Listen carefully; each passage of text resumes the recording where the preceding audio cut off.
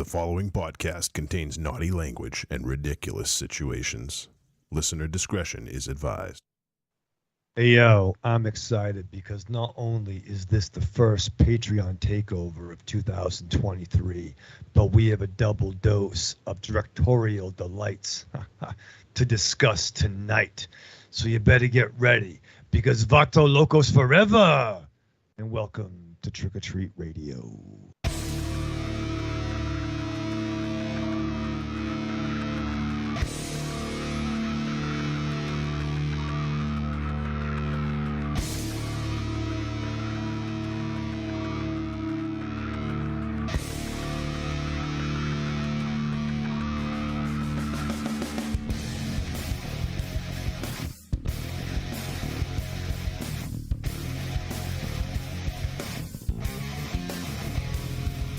Welcome to episode 548 of Trick or Treat Radio. Trick or Treat Radio is the world's most dangerous podcast and is recorded in front of an undead studio audience here at Castle Wolfenstein, also at the Lair of Lost Swag within the Raven Chateau, also Casa de Zero, and we are also broadcasting from the other coast. We are joined by our Patreon supporter. He is hosting and programming this Patreon takeover for January. We're joined once again by the always insightful, always awesome EF Contentment. Yeah. Howdy. How's everybody doing? Good, man. It's howdy. Good to have you back, EF, and always look forward to your takeovers to see what sort of cinematic delights, I think is that how you put it, Raven Shadow? Something like that? Directorial delights. Always curious to see what you have in store for us, and this one is a doozy, I would say, especially because you and Raven Shadow bonded over Blood In, Blood Out on one of the Blackout tapes, so this should be a very interesting discussion. And I'll just right off the top here let people know we're going to be talking about the films Blood In, Blood Out, which is 1993, right? I think, yeah. Yes. And also we're going to be talking about Unman, Wittering, and Zigo from 1971. So we'll be talking about these two classic films. One is about as old as MZ, and and exactly as old as me. The film came out in 71. Yeah, so I was gonna see what month, but we share a birthday. Yes. So so this should be a lot of fun. So EF, as always, first off, right off the bat, thank you for your support. Thank you for being a supporter and a friend, and also for joining us on this episode. And thank you for putting up with me. It's not very hard, despite what MZ might say. He's a real pain in the ass. I have to say, I still remember the last Patreon takeover that I did was MZ's last Patreon takeover appearance. And I said some very unnice things because I didn't think he was going to come back. And now he's back. So now this is my opportunity to say, I was just kidding. I was just messing with you. I knew it all along. I knew you didn't mean any of those things. Oh, no. But, if it turns out that you're going to leave again, it'll come back. I'll just be like, I really meant that. I really, no. He has no recollection of what you're even talking about. So. Oh, no. That reminds me. I still remember these stories from, I believe it was Outside the Cinema, where, God, I'm blanking out on his name, but the host of that show, Bill by Force. Bill, Bill, he said something about like how MZ has this thing where like you could know him for like 5 years and then you go to like see him like at a convention or something and he'll just like stare through you because he genuinely doesn't remember you. Because it happened to Reverend Scott. And it was like someone more than one occasion and someone had to be like, MZ, Reverend Scott, you talked to him like 3 times already. Like, oh yeah. And I mean, I'm sure it's genuine, but if it's not, it's such an awesome baller power move, MZ, and I have to tip my hat to you because that is like right up there with like shaking hands with like the palm up to like show dominance. It's like that same thing. Like, I don't remember you. I wish I knew that years ago. I would have used that so much, but now when I use it, it's legit because my memory is failing me. I'm getting old. So, yeah. Yeah, shit. well,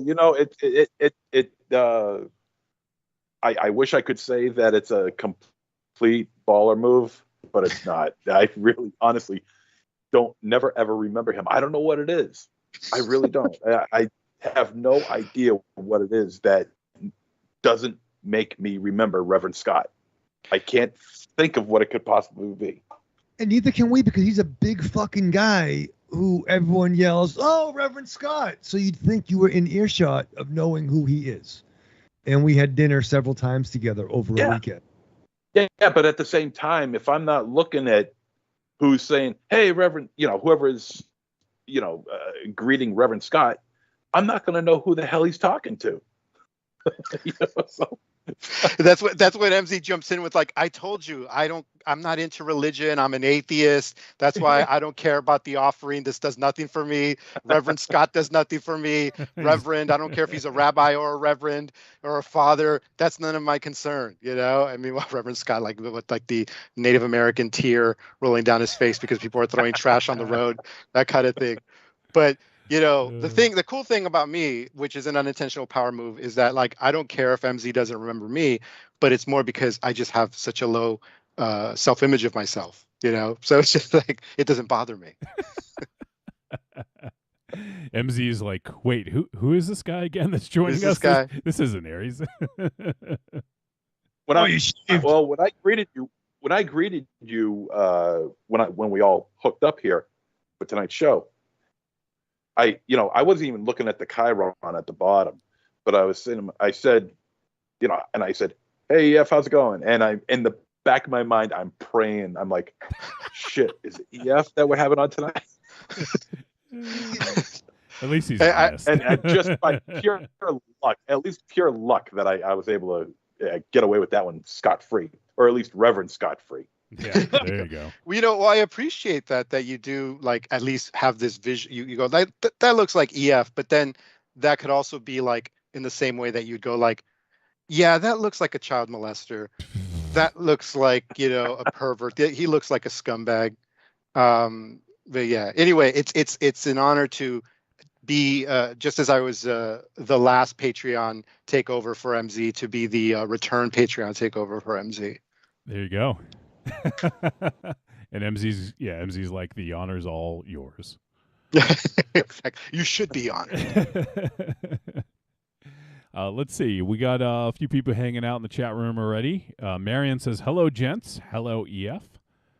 So Marion. I don't know if you're not a gent or if she is specifically calling you out because you're better than a gent. I mean, I wish I had the self-esteem to believe that. So instead, I will translate it into something not good. What's Say that? I'm below. Better than the gent. Dun, dun, dun. Jesus.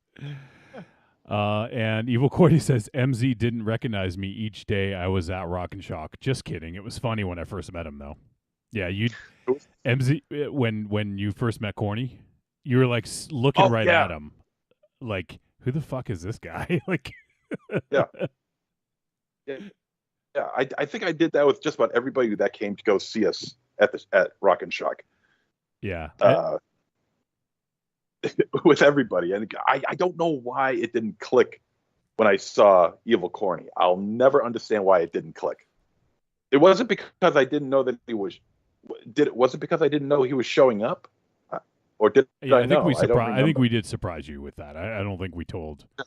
Yeah, I don't think we told you, if I recall correctly. Yeah, that was a work. I think only Johnny, Marion, and I knew coming. That's right. Yeah.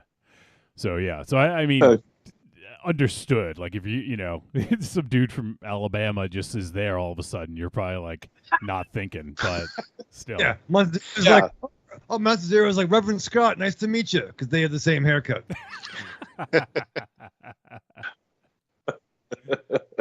Oh shit! So like if you were to point out to me in a lineup which one Reverend Scott is, I wouldn't be able to tell you. Stop it. I'm not kidding. I have no recollection of what this guy looks like. Jesus. That's pathetic. It is. It is. I admit it. It's sad. I don't know what it is about him that I just can't remember him. It is other people too. No, it's not other people. It's just Reverend Scott. Like with everyone else, I can pick out of a lineup who is who. But you put Reverend Scott in a lineup, and I'll never be able to figure it out. He might be you put 4 people in front of me, there's a good chance he's going to be the last one I pick. Even if it was me, Raven Shadow, and Ares. Well, the last 2 would be Reverend Scott and Ares, because we don't see him anymore either. Yeah. So I mean, I don't know if usually Ares gives us a heads up. I assume he's probably. Is it snowing up there? Did you guys get any snow or anything? We did, but it not today or yesterday. But maybe at higher elevations, there could be some snow. So yeah. Yeah, if it was snowing, then I'd know where he was. But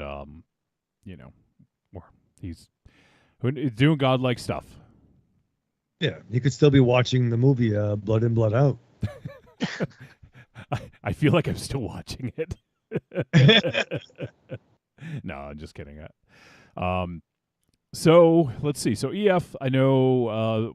Before we get too into the conversation here, I want to call out your blog, your podcast, any updates, anything you want to tell folks about, so they can track it down and find it.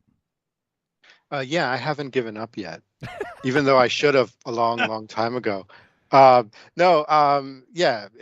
Contentment, the Exile from Contentment blog/podcast. The podcast is basically just me reading the blog because no one reads anymore. It's true. I haven't posted anything since October on that blog or the podcast. That's the last episode. It was like a film, horror movie marathon all-nighter that I went to at a theater in Santa Ana. I do plan on having something out, hopefully like in the next 2 weeks or so. It's just that I've been busy with other stuff. Plus, I was appearing on another podcast, and that took some of my time too. That's all. It's really. I wish I could. I don't have that output where it's like, yeah, every week, not even every month. It's just whenever I feel like it. Yeah, I mean, it's probably a better way to do it, but we're too deep now. But yeah, if you guys want to check it out, look for Exiled from Contentment and check it out online and give it a listen. I know Raven Shadow is an ardent supporter and listener. Oh, definitely. And I love reading all the reviews, and it helps me to steal stuff from it so I could sound smarter. In the fact, I don't want to get into it. But reading your dissection of the off this week was the first red flag that I may have watched the wrong movie. As I was getting my meat pie at the bodega down the street, and I'm like, oh shit. When I listened to that episode, last week's, I guess now immortal episode, and you said, I remember you were saying you're saying something wait, once it becomes clear that you watched a different movie than they watched, I did go wait a minute, but he liked my review of it earlier this morning. It's like, yeah. I'm going, so it was me trying to put two together. Did he think while he was reading that, was that when it started setting in on him? Wait, I think I watched the wrong movie. You started it. And it was kind of it's both, that episode was both I felt bad for Johnny and MZ, but more Johnny, because Johnny, MZ seemed more bemused by the whole thing. Johnny seemed to be in pain, and I felt that pain, and all I could think was, it's not like I could say it to him at that moment, but it's well, at the very least, and this is not encouragement, Raven Shadow, at the very least, it kind of made for entertaining podcasting, just oh my God, this is bad, but I could just hear it in Johnny's voice, like, just like, he's not yelling or anything, but it's just like that the sound, the vocal vibrations of someone's heart breaking while simultaneously wondering like why he keeps doing this, which I know very well because that's me every day. And it's just, well, in his case, it's a podcast. With me, it's living on this planet. But still, it was it was really entertaining to listen to. While still feeling bad for Johnny specifically. And I remember at the end too, he's like, "Oh, it's a shit show," and I was like, "No, it's not. It was still an okay episode. So what if this asshole didn't watch the right fucking movie? It's just like it was an all right episode. If anything, I didn't have time to, but I wanted to watch this movie that he watched, Monster Portal. And then I even considered, I actually, like, when I got home, because that night while you guys were doing the show, I was watching this other movie in the theater. When I listened to it when I got home, I started scrolling like, okay, are there any other movies that, oh, wait, I'm sorry. I'm distracted by MZ's cat. There's the cat. How wonderful life is when this cat is around. But anyway, because earlier in the pre-show, I was telling MZ how much I love the kitties, the kitty cats. The meow meows. But anyway, I was thinking like, are there any other movies that have similar titles to Blood In, Blood Out and Unman, Wittering, and Zigo? Like, I picked the worst titles. Basically, what I'm getting to is this. I was considering hitting up Johnny and saying like, hey, do you want to like contact MZ and basically we like cover completely different movies so that Raven Shadow is the guy who like watched the right ones? And we just go like, no, that's not the movie. Like, just kind of like almost this weird payback type thing or something. It's like, you couldn't do it with these movies. These titles are so distinct. Yeah. It's not like we saw, hey, let's watch Heat. And in the end, we end up watching like the Burt Reynolds one. And Raven Shadow's like, hey guys, I watched the Robert De Niro one. It's like that kind of thing. And we just kind of have fun with them. But it's Well, funny. It's so unmistakable that you literally type an Unman into like a search bar, and it's the only fucking thing that comes up for me. It was like the first thing. Yeah, you type Unman in Google, Unman, and the first result is that movie, and the second result is me, an Unman, and it's just and you just go, okay, well, we're talking about the movie clearly. What were you gonna say, MZ? Yeah, it's ridiculous. It's like, well, because I had the feeling that's the reason why these movies were picked.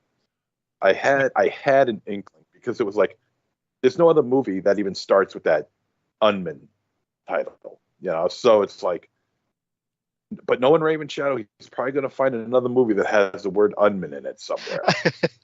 Leave it to him, right?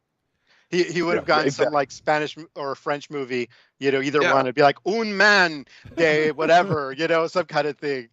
Unman. When I heard that title, I'm like, I think that was the fucking law firm that handled my divorce. I'm pretty sure. Unman, Wittering, and Zigo. Get me out. All I think of is Bialystock and Bloom. Yeah, that's what I was. Yeah. Ditcher, quick and hide. You got to give credit though to Raven Shadow that something like this has not happened until last week. Well, that's the thing that made me. You got to give him. No, don't give him credit for that. No. I mean, it was bound to happen sooner or later. It just took 547 episodes for it to happen. What's worse, watching the wrong movie or not watching the movie at all? That's the thing. Not watching the movie at all. So because at least if you watch the wrong movie, at least your idea was you had good intentions of watching the movie and good intentions of watching the right movie. You just didn't. Not watching the movie at all.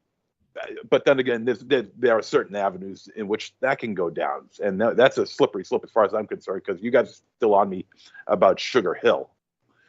Oh no, we're not on you. I remembered last week after I looked it up. But I remember. I can remember. Wolfie, like, he just felt so defeated after it, after everything that happened. He just felt so defeated, like there was just no way he could possibly win. Well, the thing is, he's tried everything. Well, the thing is, I literally gave you my login information. There's no reason there should have been a mistake. That's the thing that is the most frustrating part about it.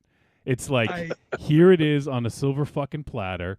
I rented the movie so you guys could watch it, and he still fucked it up. That's the thing that gets me. 100%, and I can explain further. No, please don't. I won't. But here's the thing, though: the movies, they're weird similarities. So when I'm reading EF's fucking blog, I'm like, wait a minute. There's no fucking crab monster or whatever you were talking about. But there was something. There was the old dude who died. All right, check. Like almost like that thing I posted. Like if you like look at the comparison between like Jean-Luc Picard and Captain Steubing from fucking Love Boat. You know, it's like both bald. Check. You know what I mean? Like there's those similarities. A dude on the ship that's name is their job. Go for data. Okay, check. You know, I have a counsel that's hot, but also a little bit annoying. Check. Both, you know, tighten their trousers when they get nervous or upset. Check. So there's weird similarities. So for some reason, I'm like, that's fucking maybe not the right movie. I'm like, okay, old dude, problems. And then, you know, then all of a sudden it became the, you know, wah, wah, you know, alarm going off that it was the wrong pixel. But, and it's funny, I was talking to Marion today. I was like, was Johnny really upset? I'm like, yeah, he actually was. I know that tone in his voice. I know that tone. I've only heard it a couple of times, but yep, I know. And, I think I wasn't Raven upset. Shadow- I was disappointed. disappointed. I know. I was just kidding. I was upset.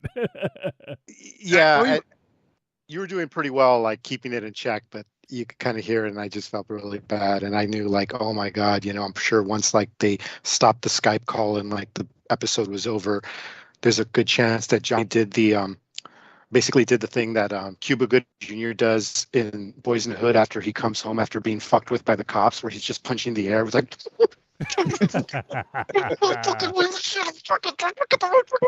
you know, like that kind of thing. And right. and it, you know, and what the thing? Okay, so what kind of made it extra painful was Raven Shadow is trying, like, it's clear Raven Shadow didn't watch the right movie, but he really is trying to like hope it into existence that he did watch the right movie, because he was going, no, this happened, right? This happened. And Johnny's like, no, that did not happen. You watched the wrong movie. No.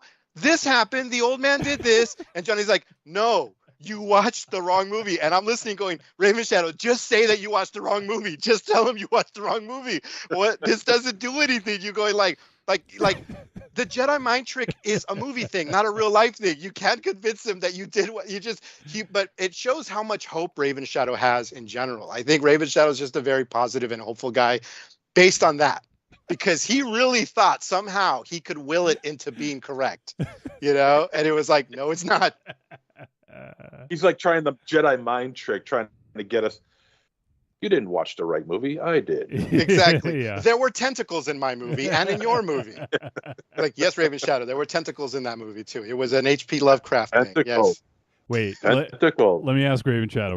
Raven Shadow, when you're like sitting down watching a movie, and or like let's say you're in bed and you have that Uncrustable on the nightstand and it just finished like thawing out, you know, the perfect time, and it's just out of reach. You try to use the Force, don't you? Every single time, right? Oh, I there's several times over the course of the day, well, I will either try to use the Force or do a whip like a web shooter, or I will pretend to pop claws like Wolverine. None of which happened, and I'm 46 years old. But still, all those mannerisms, yeah. I knew it. Yeah. I have an Avengers ID in my wallet still. Oh my God, you still have that fucking thing? I do. All right, let me check on the chat room. Yeah, Evil Corny says I did a welfare check on Wolfie last weekend. He did. After the episode, he messaged me. He's like, "Wolfie, you okay?" And I knew exactly what he meant. Good for Corny, by the way. Like, what a really nice guy. Me, I'm just like, Johnny's a big man. He's a big boy. Get over it. These things happen. Welcome to Podcastville, motherfucker. I'm sorry. And Marion says she's sticking up for you, Raven Shadow. At least Raven Shadow made the effort this time. See? Thank you, Mary. And then Corny says, "Fucked it up with flying colors, Wolfie." I think he's Well, talking about if it makes you feel any better, Raven Shadow, I ended up actually watching the wrong Unman, Wittering, and Zigo. Okay?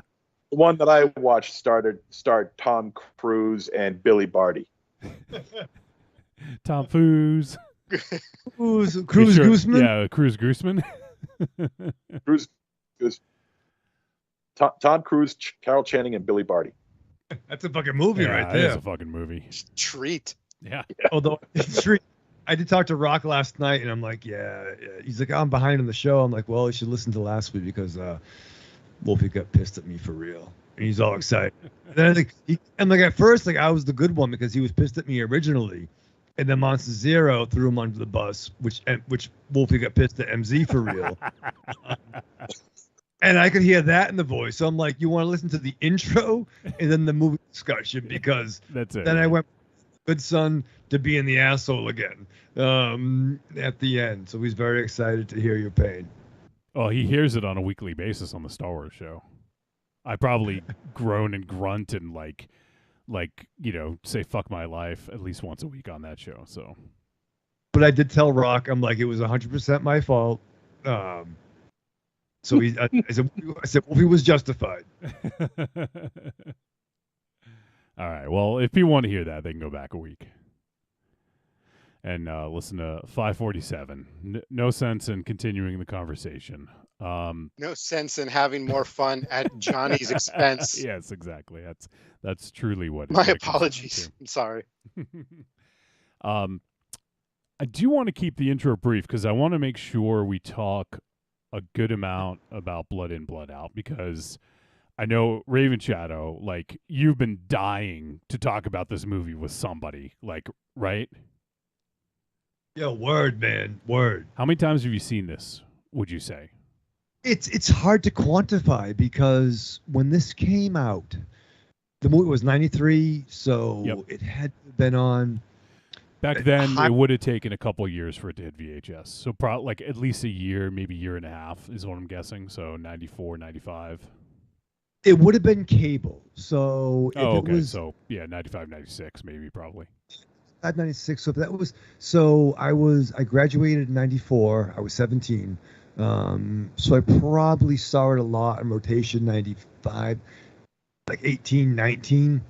And it was on all the time on like HBO and Cinemax. And whenever I would come home, I'd catch bits and pieces of it. So various time frames. And I didn't fully in its entirety until a couple of years later, but I would catch snippets of it. I would catch characters and I knew, I know Benjamin Bratt from something else. And like, and I kind of related to Miklo. Like while I'm not have any Latino descent or grew up in South Central LA, but as a young man just trying to find his place in the world and how I'm gonna be, you know what I mean? Just trying to like find his tribe. And I think at that time frame I would have hung out with Sargento de Aries full time and like Parallax. Full time.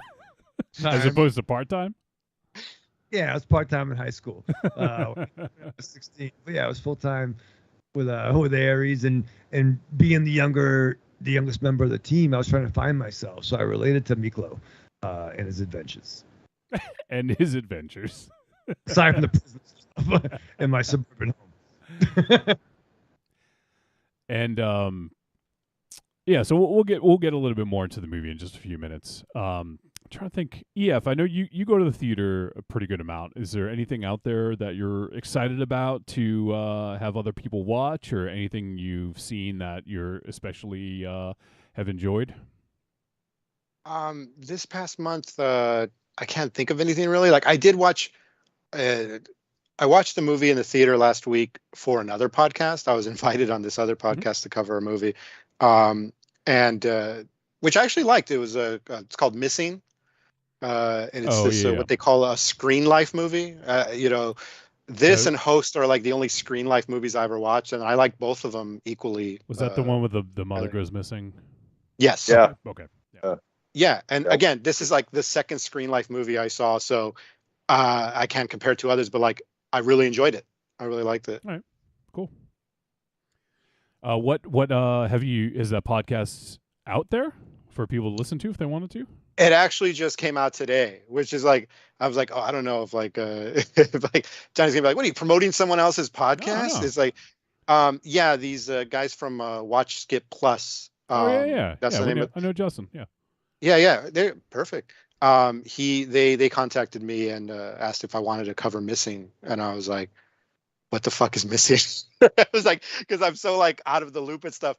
I'm like, wait, are you talking about the 1982 movie, the Costa Gravas movie with Jack Lemmon? And they're like, no. But yeah, so my first time on that show, and it went really well. Awesome. And you know what? I'll confess here, I made a really dark and off-color joke that ended up getting edited out of the final version.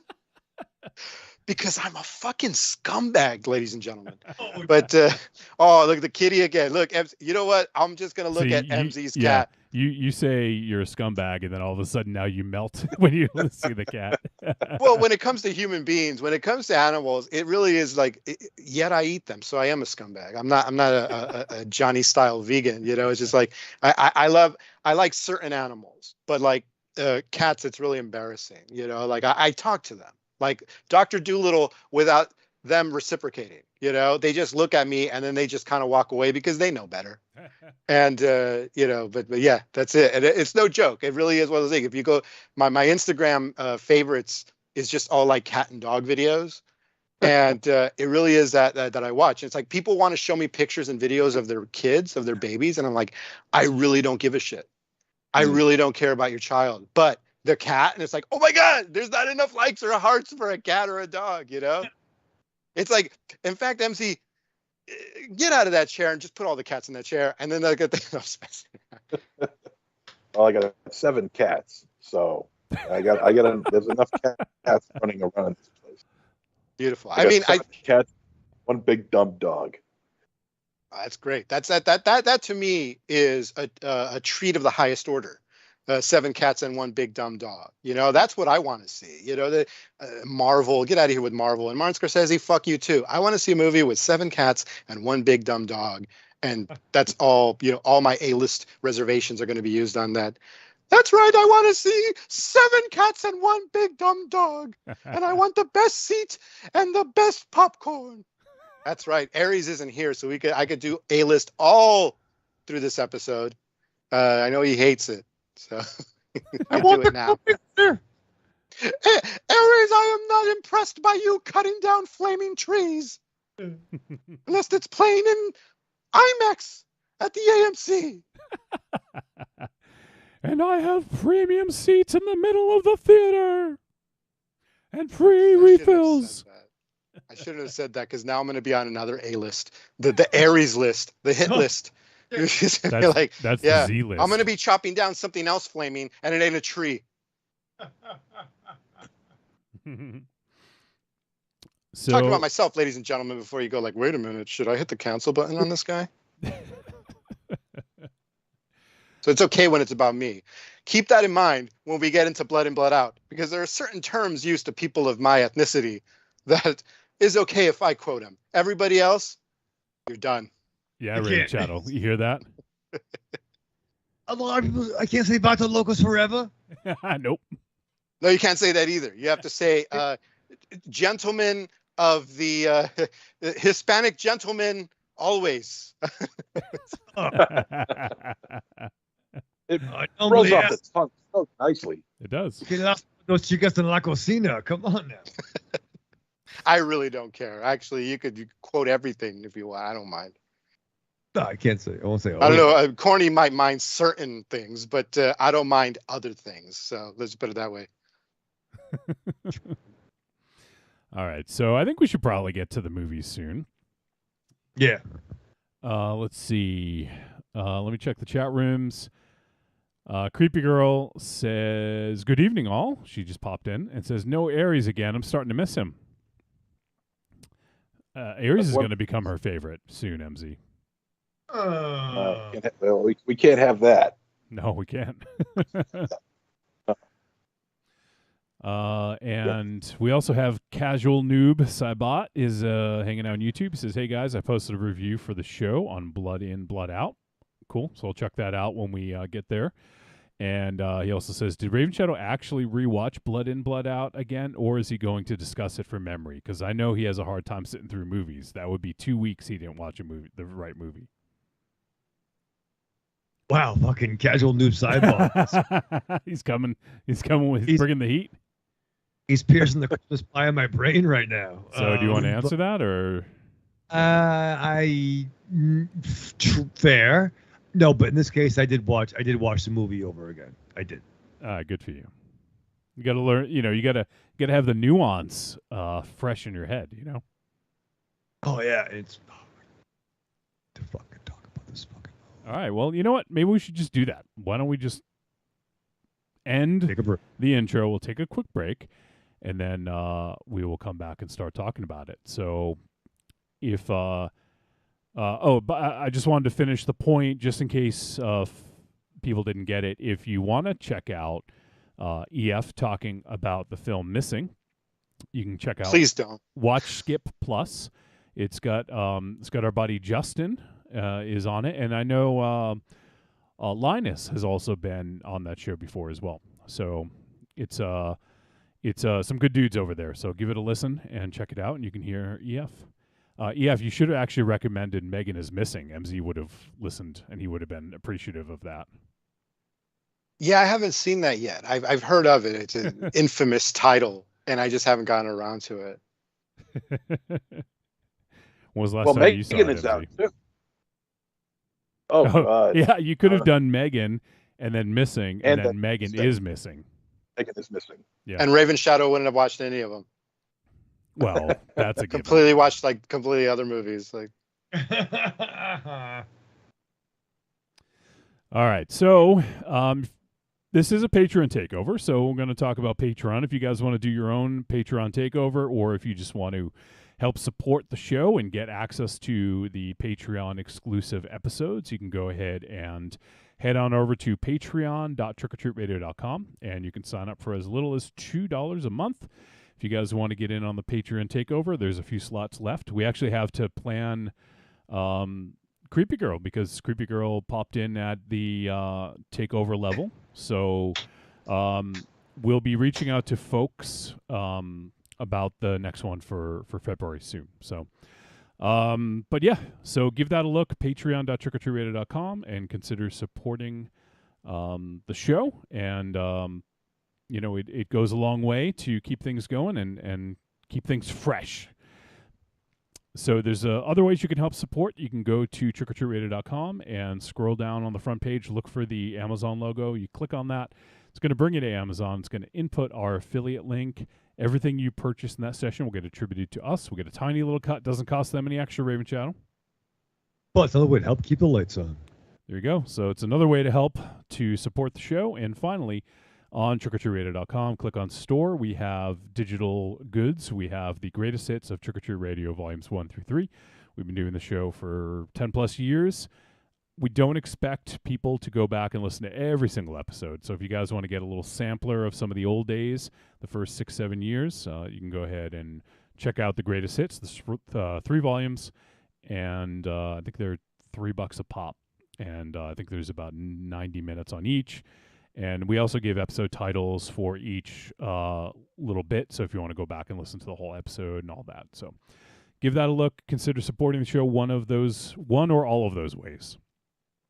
All right, Raven Shadow. So you sit down to watch Blood In, Blood Out. You must be fucking hyped beyond belief, because you're going to talk about this movie that you love with EF, who you've bonded with over it once before, and with 2 of your buds who have never seen it before. Everything you said is correct, Johnny. So as I'm pondering that, you know what I mean? I think about the cast, which we're going to get into, but part of at least the triumvirate of the team is a dude named Benjamin Bratt, who I remember when I saw him in this movie, I'm like, yo, this is the cat from the fucking TV show Nasty Boys, by the way, 1990 TV show, which the premise was they were a bunch of undercover cops who, by day were undercover, but at night they were masked strike force in Las Vegas. and it was awesome. There was the biker cop, there was the college cop, there was the martial arts cop. There's Benjamin Bratt, who wore a suit, who was married to Mia Long or Mia Peoples. I'm not sure if she's very attractive. But yeah, check that out. I posted the intro on the Facebook group. So thinking about Nasty Boys and Blood In, Blood Out, better believe I strapped on. You go through your week with the same old routine. What you really want is some blood and thunder in your life. Well, friend, you found it. The Cromcast is an adventurous journey through the history of two-fisted pulp stories With your hosts, John Josh, and Luke. we have action. horror. An adventure, all through the lens of pulp luminary Robert E. Howard. Don't just stay in your ordinary life. Find your pulp life at thecromcast.blogspot.com. The Cromcast, The Cromcast. The Cromcast! a podcast for the barbarian at heart. I'm Mike Allred. For the gidgiest listening experience, you got to check out Trick or Treat Radio. The following message is a paid advertisement for the Cult of Muscle podcast. The Cult of Muscle. You're either in it or you're dead. It's the dawning of a new age. The halls of Valhalla have been shuttered. The heroes of yore have either retreated to the shadows or taken to capering for the amusement of the small folk. Their past glories a distant memory.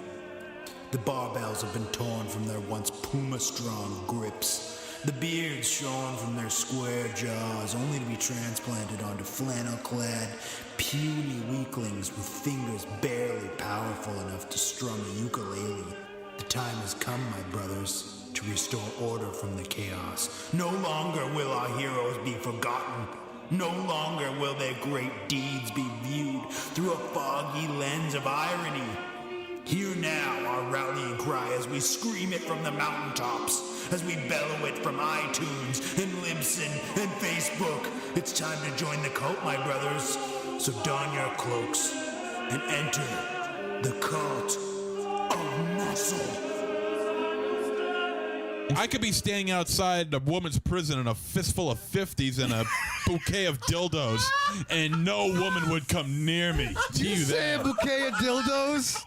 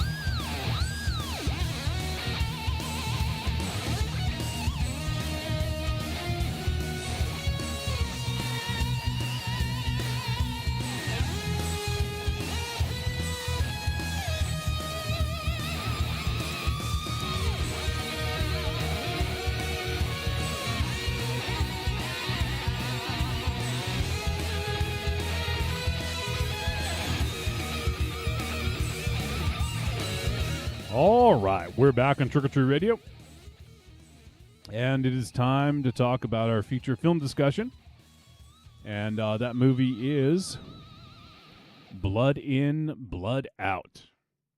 The original title, I don't know if you have any information about this, EF, or maybe if Raven Shadow does, but looks like the original title was Bound by Honor, and this film from 1993 is rated R, and it is 3 hours long. If you watch the director's cut, which we did, it is 3 hours 10 minutes, and is a crime drama from director Taylor Hackford, and it is written by Jimmy Baca, Jeremy Iacone, based on a story from Ross Thomas. And the film stars Damian Chapa, Jesse Borrego, Benjamin Bratt, Enrique Castillo, Victor Rivers, Delroy Lindo, Carlos Carrasco, Tom Tolles, Teddy Wilson, Raymond Cruz. Let's see who else. Billy Bob Thornton we can throw in there. And did I say? Yes, Delroy Lindo. And then we also had Ving Rhames. Am I forgetting anyone else big? Uh, I think I got him. Danny Trejo is in it. Oh yeah, Danny Trejo. That's a good one. Good call. Yep. Bob Thornton. Mention him because you weren't here, so you missed it. don't raise your arms at us. Yeah, Teddy Wilson. My God. You know what? I mean, and you could tell that this was a long shoot. Let me just go into this with Teddy Wilson, because Teddy Wilson, he died in 1991. Okay. Oh, okay. So, and the movie came out in 1993. So his scenes must have been one of the first. Must have been done early on in the production. And I'm looking at him, I'm like, Jesus. I mean, he looks really, really old here, and I mean, this was the last film he did, and yeah, it was. Yeah, he looked really, really rough here, and he was only 47 when he died. Yeah, and he looks That's at crazy, least yeah. 20 years older than that. Yeah, you're right. He looks at least 20 years older. He looks terrible. Yeah. But he was always fun to watch. I always enjoyed watching Teddy Wilson. You wondered who he was, Raven Shadow? Yeah. He was the holy shit. I'm drawing a blank on the. He was the near the end of the film. Montana. He killed Montana. Montana. Yeah. Okay. Yeah. Okay. Yep. Yep. So yeah. Okay. He definitely looked a lot older than his age. That's crazy. It's a little hard living, I guess. He was 47 years old. Yeah. Yeah. That's a year older than Wolfie and I. Yeah. Yeah. And 4 years younger than me. Stop it. All right. So let's see. I think I got most of the cast. There's a lot of cameos, so we'll talk about some more of them. I think we got most of them, but the film directed by Taylor Hackford. You may recognize the name. He's done quite a few films, but he did An Officer and a Gentleman.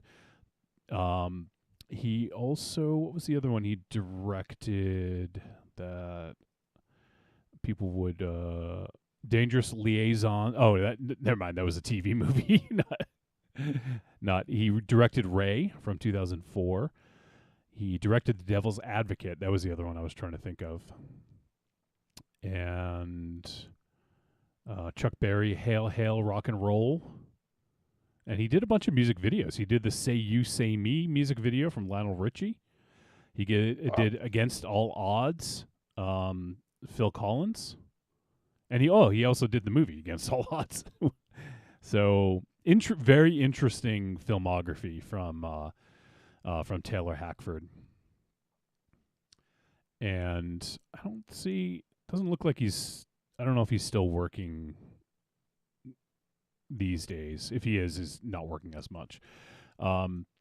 But yeah, so this let me kick it over to EF. I think I've talked enough about the information, and EF, what made you choose this movie to talk about on your Patreon takeover?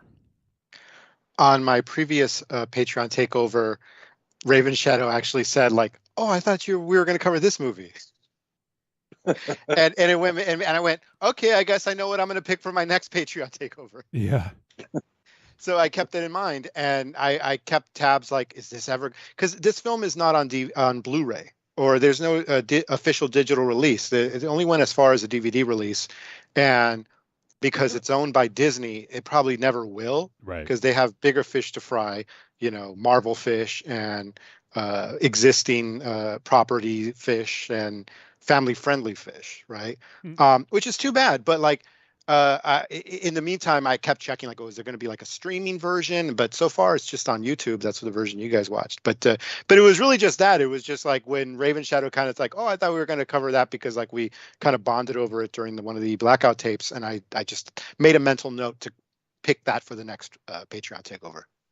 All right, now Raven Shadow, I'll cut to you because I know you've been excited to talk about this. Anything you want to talk about? Aside from what you said earlier in the show about this, like about having it be picked and all that? It's one of those movies that I think if I mean, it wasn't like Avatar, right? It wasn't a huge fucking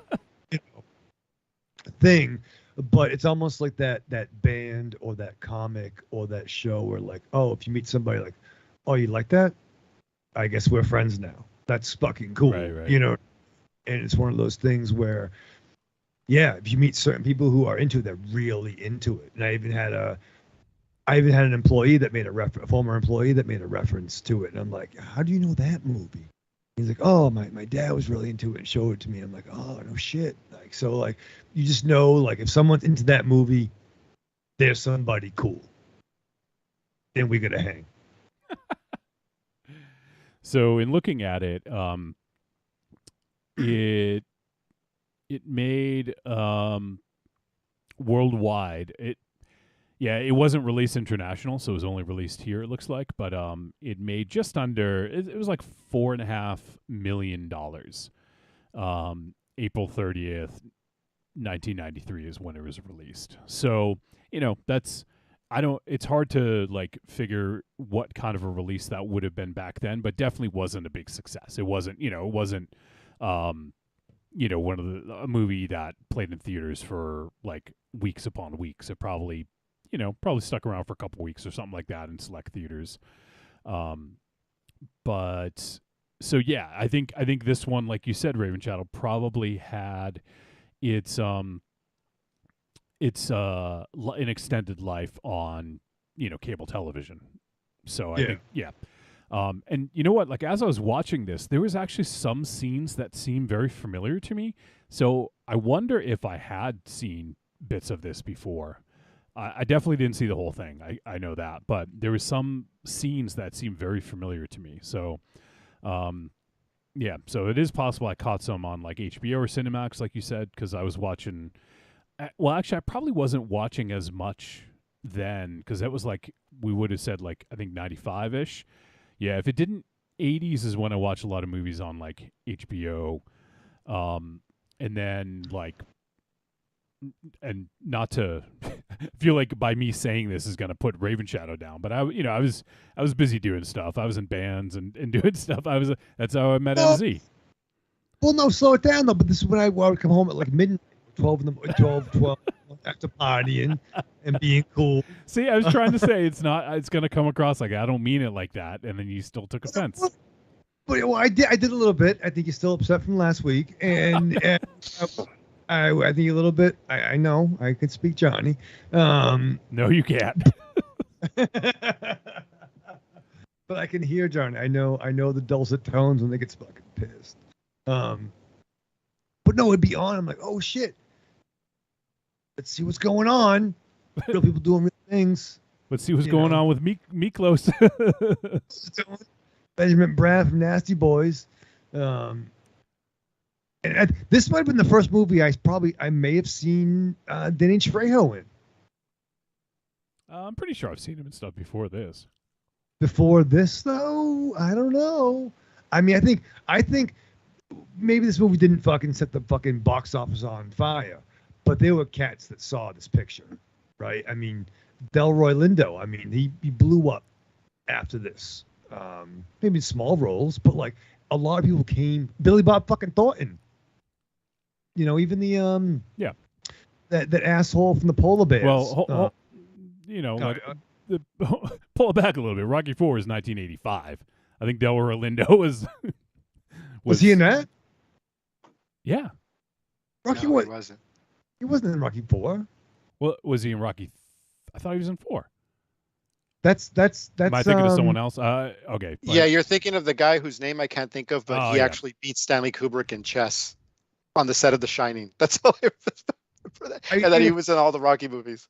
Are you thinking of Carl Weathers? No, I'm not thinking of Carl. No, he's thinking of the trainer. Who's the trainer's name? God, I'm blanking out on his name. Oh, Tony. No. Tony Not Burton. that. Tony Burton. Tony Burton. Yeah. He my was in apologies. Assault on Precinct 13. Yep. And he was on like almost all the Rocky movies. And I just remember this little tidbit of like him, that he was like the only actor who ever beat Stanley Kubrick in chess, like on the set of a movie. That's amazing. Yeah. He does in at least in Rocky IV back in those days. He looked like Delroy Lindo at that. Like there's a similar look to them. So, but yeah, you're right. So my apologies, Raven Shadow. I'm looking up Danny Trejo now to see. I mean, the dude's been in so much shit. He has 410 credits to his name. But I'm trying to think if he was in something that I would have seen before. I had seen him in something before this movie, a movie called The Last Hour, also known as Concrete War, directed by William Sachs with Michael Pare. Nice. He was one of the bad guys in that. Nice. Okay, Michael Pare, yeah. All day. All right. So yeah, we don't have to keep going back, but I did see he was in Marked for Death, Maniac Cop 2. Okay. So I definitely would have seen him. The Hidden. He was in The Hidden. I remember now. Oh shit! Like, Yeah, hey, yeah. Where Okay. you from? Yep. Gets killed like in 2 seconds. Yeah. Death Wish 4. Okay. So I mean, not like not a lot of stuff, but he was in some stuff before. He was also in Baywatch. 2 episodes of Baywatch. So yeah, it's. What was it? Oh, I was talking about the box office stuff, and then Raven Shadow was talking. So, yeah, I want to. MZ, had you hadn't seen this before, right? Never. Oh shit! Evil Corny's Probably calling. because I just didn't have the. Oh, I was just saying. Probably just because at the time I probably just didn't have the patience to watch a movie that's 3 hours long. I can't believe Raven That's a Shadow pretty did. thing. I'm sure he did, but they were in like 9 or 10 chapters. Wait, Raven Shadow, back in the day, did you ever watch this movie all the way through, or did you piece it together like over time? No, I was like Batman in the Batcave. I was trying to figure it together. I had the clues. You know what I mean? Like, oh, why they're partying? They're having a good time. Or why is Miklo in prison? Oh shit, where'd his fucking leg go? You know what I mean? Like, spoiler alert. It came out in '93, gang. Sorry, we're gonna fucking pull the shit out. Yeah. Oh shit. Evil Corny's calling me out, rightfully so. He says, "Are y'all getting black people mixed up?" Oh! Shots fired. Oh man. That's my bad. I got them confused. Let's just try to sweep that under the rug with me talking about the different titles of the film. Yes, please. Because you had asked earlier about, Bound by Honor, Blood in, Blood out. So from what I remember, I didn't see this in the movie theaters, but I remember seeing the trailer for it when I went to see Nemesis, the Albert Pune film, which came out on Super Bowl Sunday. And because I didn't care about the Buffalo Bills, I was like, I'm going to go see a movie. And I went to see Nemesis with my mom, and which was bad choice once you see a lot of naked people in that movie. But before the movie, there was a trailer for Bound by Honor. And of course, it stuck with me because I'm like, oh, well, first of all, the Hispanic people in a movie, but also this looks kind of like an American Me type of movie. So I'm going to keep that in mind. And then like a few months later, I was like, whatever happened? Did that movie ever come out? And then I remember seeing like in a newspaper, a very small ad for it, which was, I think it was like a hand grabbing a flower or something. It said Bound by Honor playing like in 2 theaters. So I guess it got thrown away. A few months later, toward the end of '93, I caught it on pay-per-view, which in my case was not pay-per-view because my dad had a descrambler for our satellite dish. Nice. And I saw it there. So the studio, it was always supposed to be called Blood in, Blood out. And the studio was like, no, because this was after like the this is like a year after the Rodney King trial and the riots and stuff. And they're like, they don't want anything violent. They didn't want the title to sound so violent. So the studio forced the change of the title to Bound by Honor. And that version of the movie is what I saw on pay-per-view. It was called Bound by Honor, and it was also 10 minutes shorter. And the other difference that I noticed, and I don't know if it's an intentional difference or a mistake along the way, there were subtitles in Bound by Honor, in the shorter Bound by Honor version. Whenever a character spoke Spanish, any Spanish, there was always subtitles. And I don't know if Taylor Hackford in his director's cut decided like, no, I don't want subtitles on there, or if that was a mistake somewhere along the way when it finally came out. That version came out on Laserdisc. But it was 10 minutes shorter and had a different title, and it had subtitles. So, yeah. I think I've distracted Evil Corny enough to like to be like, motherfucker. I don't know why Evil Corny sounds Italian in my version. Oh, you son of a bitch. My mother used to make the meatballs. You mistake us all to look the same, you son of a bitch bastard. I don't know what accent I'm doing there, but I'm just trying to trying to distance this, right? Yes. Yeah. So the thing about this movie that I guess surprised me in a sense is that it spans, was it like 12 years, I think, or something like that? Was it started in 72 and ended in 84? 84, yes. Okay. So, you could consider this an epic. Like, this is a film that spans a large distance of time, and a lot of times we get a time jump without realizing it until maybe a few seconds to minutes later at times. At least one of them was like, whoa, did they just jump ahead of time? Did I miss something? But yeah, I mean, and as we've said, it's fucking long. It's 3 hours, 10 minutes. And in this day and age, this would be a series, right? Would you guys agree that if this was made today, that this would be like a 8-episode series or something like that? The ideal version would be a Netflix limited series. I'm sorry, MZ, you were talking? No, I was just agreeing with you. I would say, yeah, this would be on Netflix. This would be a Hulu, original exclusive, 7-8 part series. In fact, the original cut of this movie was 5.5 hours. And I think, so it definitely would have been a much better, again, this is, the 90s, back then movies just went to, theaters or TV. This was intended to be theatrical. That's something I thought about during this rewatch was like, man, if this movie had been made today, it would have been perfect because you could have made the Netflix or Hulu version, right. That 5.5 hour version split up into multi-parts. But yeah, it was originally 5.5 hours, then cut down theatrically to 3 hours. And then I guess the director's cut is 3 hours and 10 minutes. I remember I remember looking at the videotape, like I was at a video store and I'm like, oh, there's the tape there. And I looked in the back and there's a picture on the VHS version in the back of the character of Paco, played by Benjamin Bratt, embracing a woman. And this is after I had seen it already. I'm like, she was never in this movie. And I remember, I always thought that was really interesting. Like, here's a shot of a character who obviously did not survive any cut of the film. But they put it there as like a big selling point, almost like, oh, it's a romance too, But it made me think like, man, how much more of this film exists out there, somewhere out there in some salt mine or something, wherever the footage is put out there. But anyway, yeah, you were saying like this would definitely be like a Netflix series. Yeah, and honestly, like I'm not a big fan of Mexicans of remakes. Me and Corny are coming to get you. No, I'm sorry. Look, at this point, unfortunately, Johnny is now the Aryan Vanguard. Polar Bear? Oh, God. Is the PTA. Please. Oh, wait. MZ is less than 1% black, right, MZ? Or has that been disproved? I forgot. So he could be bona fide second hand. Except Corny doesn't have hair, so he can't use the palm comb. And I guess technically Raven Shadow would be Miklo because he's trying to be. Yeah, he is trying to be, very much so. Yeah. You don't have to be Mexican. No, I'm sorry. You are the Miklo, Raven Shadow. Putting Tapatio on his fucking Uncrustables.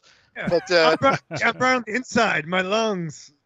There you go. You're That's brown what on the he's inside. down to the bone. Yeah. It's bone cancer, Raven but it's Shadow. the same thing. Miklo Shadow. He would be. I'm sorry. He would be I'm Miklo sorry. Raven Shadow. Yeah. I'm sorry, Miklo, Johnny. yeah.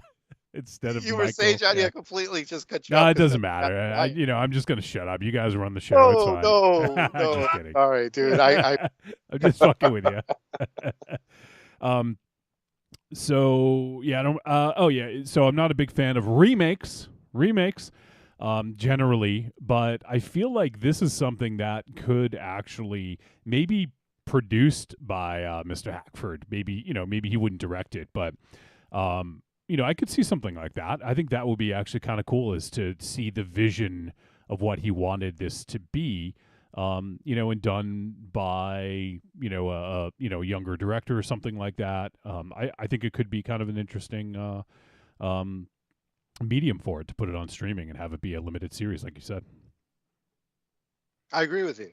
I think I wouldn't be surprised, because this really has built up a following over the years. Yeah. At least as a cult classic.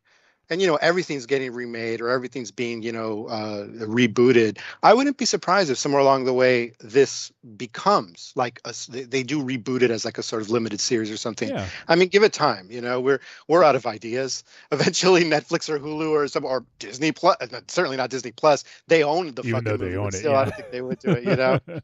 It would go on Hulu or something. No. At that point, it have to be like when Mickey Mouse is belly up, the mouse is finished. No, I'm sorry. I'm trying to like combine lines from the movie with like what's going on now. I would just be happy right now with just seeing those deleted scenes in like some special edition or something, Yeah, right. Oh no, we're roboting Raven Shadow. Why'd you fuck it up? Did you do something? I know I didn't do nothing. All right, well, I'm going to connect to your computer and I'm going to restart it, because it's annoying as fuck. So we're going to lose Raven Shadow for a minute, and we'll continue on. Let me just restart his thing here. Give me one sec. Yeah, we'll connect up with Miklo Raven Shadow in just a moment. I'm sorry. Go ahead. No, go ahead. I was going to have you guys. I was going to make a really stupid joke about Raven Shadow, that instead of like a tamal, like if you remember Mikla's eating a tamal, he's like, the best thing I had in 10 years. That's it. It would be like Raven Shadow with an Uncrustable or a Hot Pocket. Best thing I ever had in 10 years, bro. I'm sorry, but Johnny, you were saying. No, it's cool. Evil Corny's just said Pixar's Bound by Honor. You know what? It would be probably just as emotionally gripping. Pixar isn't afraid to go there. That's funny. I've certainly shed my share of tears watching a Pixar movie. I could see them doing, like some animated version. Like, would it be like the sad character from Inside Out saying like, you're dead to me, like my son. That sounds like the A-list voice. That's the only voice I could do. The A-list voice. Sorry. Picture a Pixar animated Tom Tolles with a giant swastika tattooed on his head. It's a white world.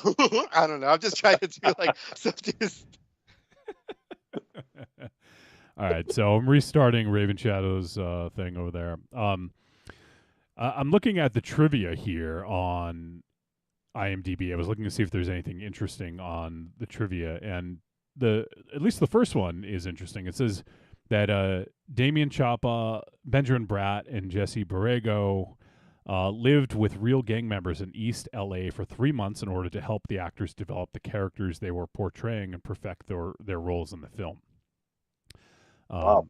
Which is, I mean, it's a smart thing to do. I mean, you want to try to represent it as well as you can on screen. And, for a white dude living on the East Coast, in the suburbs, like it seemed genuine to me. You live out that way at EF. Did you feel like the portrayal of this was fairly accurate from what you can tell? Yeah, I mean, because first off, like my oldest friend is basically a Miklo. He was this, half white, half Hispanic guy. He's still around? Like he died or something. He's dead to me, like Juanito. No, he's still around. He just lives in Nevada, so he might as well be dead. But Juanito, pour one out. Oh yeah, pour one out. Yeah, just fucking Raymond Cruz, man. But anyway, no. So my oldest friend, it's kind of an man, I'm sort of having a breakthrough right now where like I realize I might have been sort of the Paco to Miklo, except I was never in that lifestyle. But basically, my oldest friend lived across the street from me and basically got involved in that lifestyle and ended up going to prison. And but now he's cleaned up his life. He's doing very well and stuff. But like because of that, I was basically the goody two shoes who sort of like hung out. So I guess I'm probably closer to Cruz in that way, who's like the artist who, you know, ends up getting caught in between that stuff. But like I witnessed some of that stuff, like, you know, hanging out with him and everything. And like it felt real enough to me. Like I recognized that. And then kind of, if I could talk about another movie, there was another movie that came out back in 2005. I think it was 2005, 2006, called Harsh Times with Christian Bale, directed by, I'm blanking out on his name, but he directed Suicide Squad and he wrote Training Day, David Ayer. And I remember that movie takes place in East LA, and Christian Bale is this white guy who grew up in East LA. And he hangs out around a lot of like Hispanic people, you know, like who are like involved in gangs, stuff like that. And I remember reading reviews from people online going like, God, Bale's performance is so horrible. Like he's really overdoing it. And I remember thinking like, no, he's pretty close to like, I've known guys like that. Basically, white guys who try to be about that life tend to be extra. And my friend was kind of extra. And Miklo is definitely extra, you know? And so to me, in that respect, it did feel pretty real, you know, and some of that film, you know, as far as my experience went, you know, which is to say, like, I didn't go to prison or anything like that. I just knew people who were in that lifestyle. It felt very real to me, you know, it felt real enough, I guess is the best way to put it, you know, but yeah. How would you, the one thing that caught my attention was how strong and how believable the dialect was with Benjamin Bratt's character, and how he, you know, it didn't sound forced. It sounded very natural, the way his Spanish dialect came through. I was pretty impressed with that. I was like, man, because every time you see somebody who is not of Spanish descent try to do a Spanish accent, it always comes off a little forced, maybe over the top, but this sounded pretty genuine. I mean, I don't know who his language coach was, but goddamn, that was a hell of a performance. Do you mean just based on the? Do you mean Damien Chapa, who played Miklo?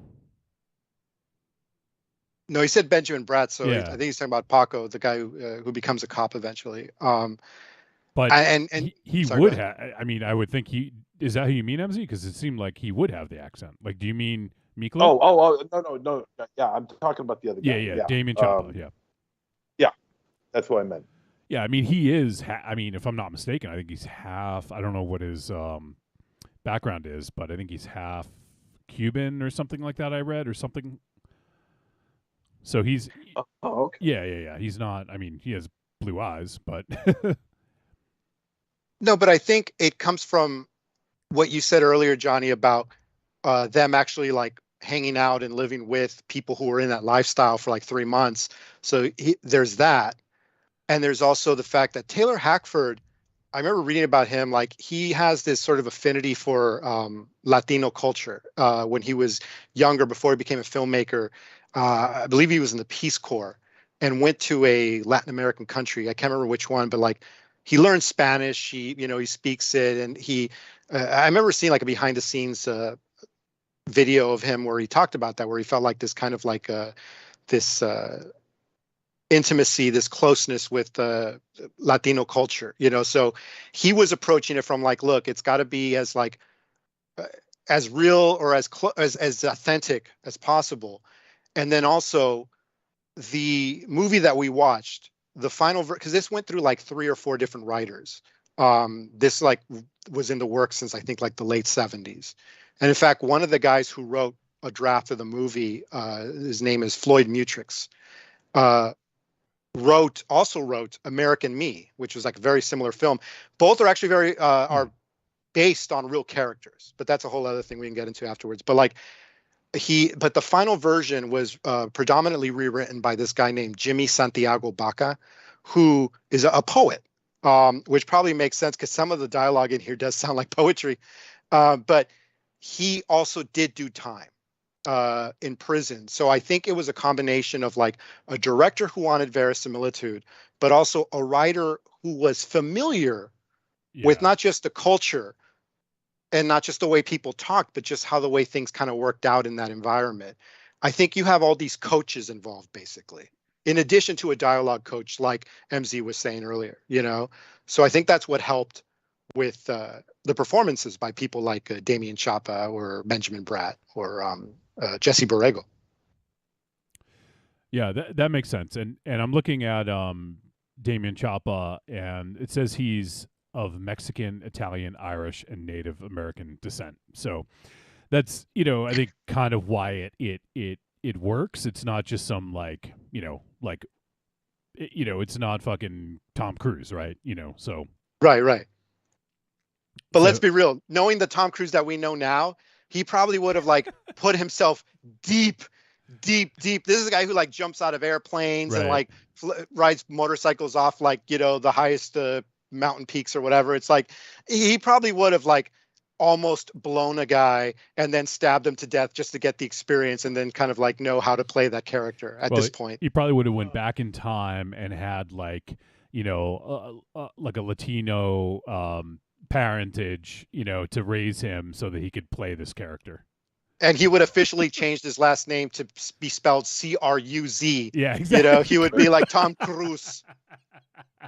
Crucito. Yeah. It was weird when he was dating Penelope Cruz. I'm like, that's kind of... Maybe that was him trying to make up for it. Maybe he was trying to get that reboot off the ground. Yeah, you wanted that role. Yeah. All right, so let me see what else we got here for some trivia, and then we'll jump into it because I mean there's a lot to talk about here. All right, so let me go back to I navigated away so I could look at Damien Chapa. So there is the gang La Onda is a fictional creation. It says of Jimmy Santiago, Baca, and Taylor Hackford, but the gang is based on the real-life Mexican mafia prison gang. The other two gangs depicted were the BGA, the Black Guerrilla Army, and the AVers, the Aryan Vanguard. They represented the real-life gangs, the Black Guerrilla Family, and the Aryan Brotherhood, respectively. As MZ said, Teddy Wilson, he did die shortly after filming the prison interrogation and Delano City jail scenes. So he did, like, this is definitely the last thing he shot, I think. And also, to kind of piggyback on what MZ was saying about Teddy Wilson dying in 91, the movie was completed over 2 years before its release. Due to Disney having second thoughts of being associated with the film after the LA riots and American Me's controversial message, the movie was shelved before finally being released. So that could also explain why it was sort of, you know, it didn't have a huge theatrical release and was kind of maybe dumped onto cable television after the fact. And yeah, this actually might speak to what you were talking about earlier, EF. A whole subplot involving Paco's girlfriend/wife, Alma, who was portrayed by Roxanne Dawson, was cut from the film, and some scenes featuring her do appear in the trailer. So that's interesting. So that whole subplot was cut. Trying to see if there's anything else here that's interesting. You know, I'll kind of continue to read through these. Let's talk about the movie because that's where the bread and butter is here. So, EF, how many times have you seen this? And is this your first watch? Or did you rewatch it? And if so, was it your first rewatch in a while? I did rewatch this, and the last rewatch I had was actually a couple years ago during the early days of the pandemic, where my friends and we kind of had like this sort of like a book club, except it wasn't a book club. It was a TV club. So like we would pick like a TV series to watch. And then like every week we would get together on Zoom and just like talk about it. And then like at the end of a season, one of them had the idea like, oh, hey, EF, like you pick a movie that we'll watch and then we'll discuss that the following week. And I picked Blood In, Blood Out because like they hadn't watched it. Only one of them had watched it. So that was 2 years ago. So that was the last time I watched it. And then before that, it probably was like a good 10 years since like the last time I'd seen it. When it came out, again, like the pay-per-view or free per-view in my case, I watched it quite a bit. And it was one of those movies where like, then after that, it was on Showtime a lot. So I'd have that on in the background. And sometimes like, regardless of where it was in the running time, I would begin watching it and then like watch the rest of it. So I can't count how many times I've seen it. It's probably in the double digits. I would say probably between 10 and 20, maybe. Yeah, around that. It's pretty impressive. Do you recall? Do you know what's different about the director's cut from just the regular 3-hour cut? Yeah, I recall quite a bit. It's well, the main thing is the subtitles. The theatrical version had subtitles every time someone spoke any word of Spanish, which I thought was kind of impressive. Where like even like a single, like when someone like chale, it would be like forget you. You know what I mean? It's like, and that doesn't even need to be translated, but they translated it. But there were additional honestly, the theatrical version is fine. Like I don't feel there's anything in the director's cut that is that necessary. It's just more like it flows a little better. Mainly, like off the top of my head, there's a little extra violence in there that wasn't in the theatrical one. There's, for example, the character of why do I remember the Bonafide? That's I'm really like all over the place right now, probably because of the liquor. But the guy who should have gotten an Oscar nomination and an award for The Five Bloods, Delroy Lindo. There we go. Yes. Delroy Lindo, his death scene in the director's cut is different from the theatrical version, because in the theatrical version, he just gets stabbed and like just falls off screen. And then as you saw in the director's cut, he has like a shiv go right through his neck. Yeah. I actually kind of prefer the theatrical cut only because after he falls down, the character of Magic, the big mustached guy with the, behind him, like it ends on this, like the music rises up and he throws his shiv down and he goes, "Sakabo!" which is like, it's over. And with the music and everything, it was such a perfect ending. But I kind of get why Hackford prefers the other version, because whereas the theatrical version is more of like a movie type of ending, where it's just like, this is where you end it. Like he says something cool and that's the end of the scene. I think Hackford was going more for like, no, this is just prison violence. He got stabbed, horrifically, and now he's dead. No one says anything cool after they kill someone. They just kill people, in real life, Yeah. So there's that. It was really just more like a couple moments bridging scenes together. I don't recall anything too important or drastically different from the theatrical cut. Theatrical cut. In fact, I even looked online to see if the theatrical cut was available. I would have sent that to you guys. I would have been like, because at least that one had subtitles to it. And it just would have helped to just kind of get a little bit of that extra dialogue, even though half of that stuff is repeated in English, but yeah, otherwise it's not major differences. It's just, I think whatever makes the director feel a little happy. I want the 5 hour and 30-minute cut. That's what I want. That's the director's cut for me. Fucking Jodorowsky's blood in, blood out. There you go. Where someone makes a shiv out of shit. Oh. It's just like. All right, so go ahead, Rich. I've go. That scene of when Delroy Lindo gets fucking throat. I've seen that version of it. It's fucking brutal. That's it. No, all right. Okay, then. All right, so let's talk about the movie. So I'll start off, I guess, just a little bit and a little jumping off point.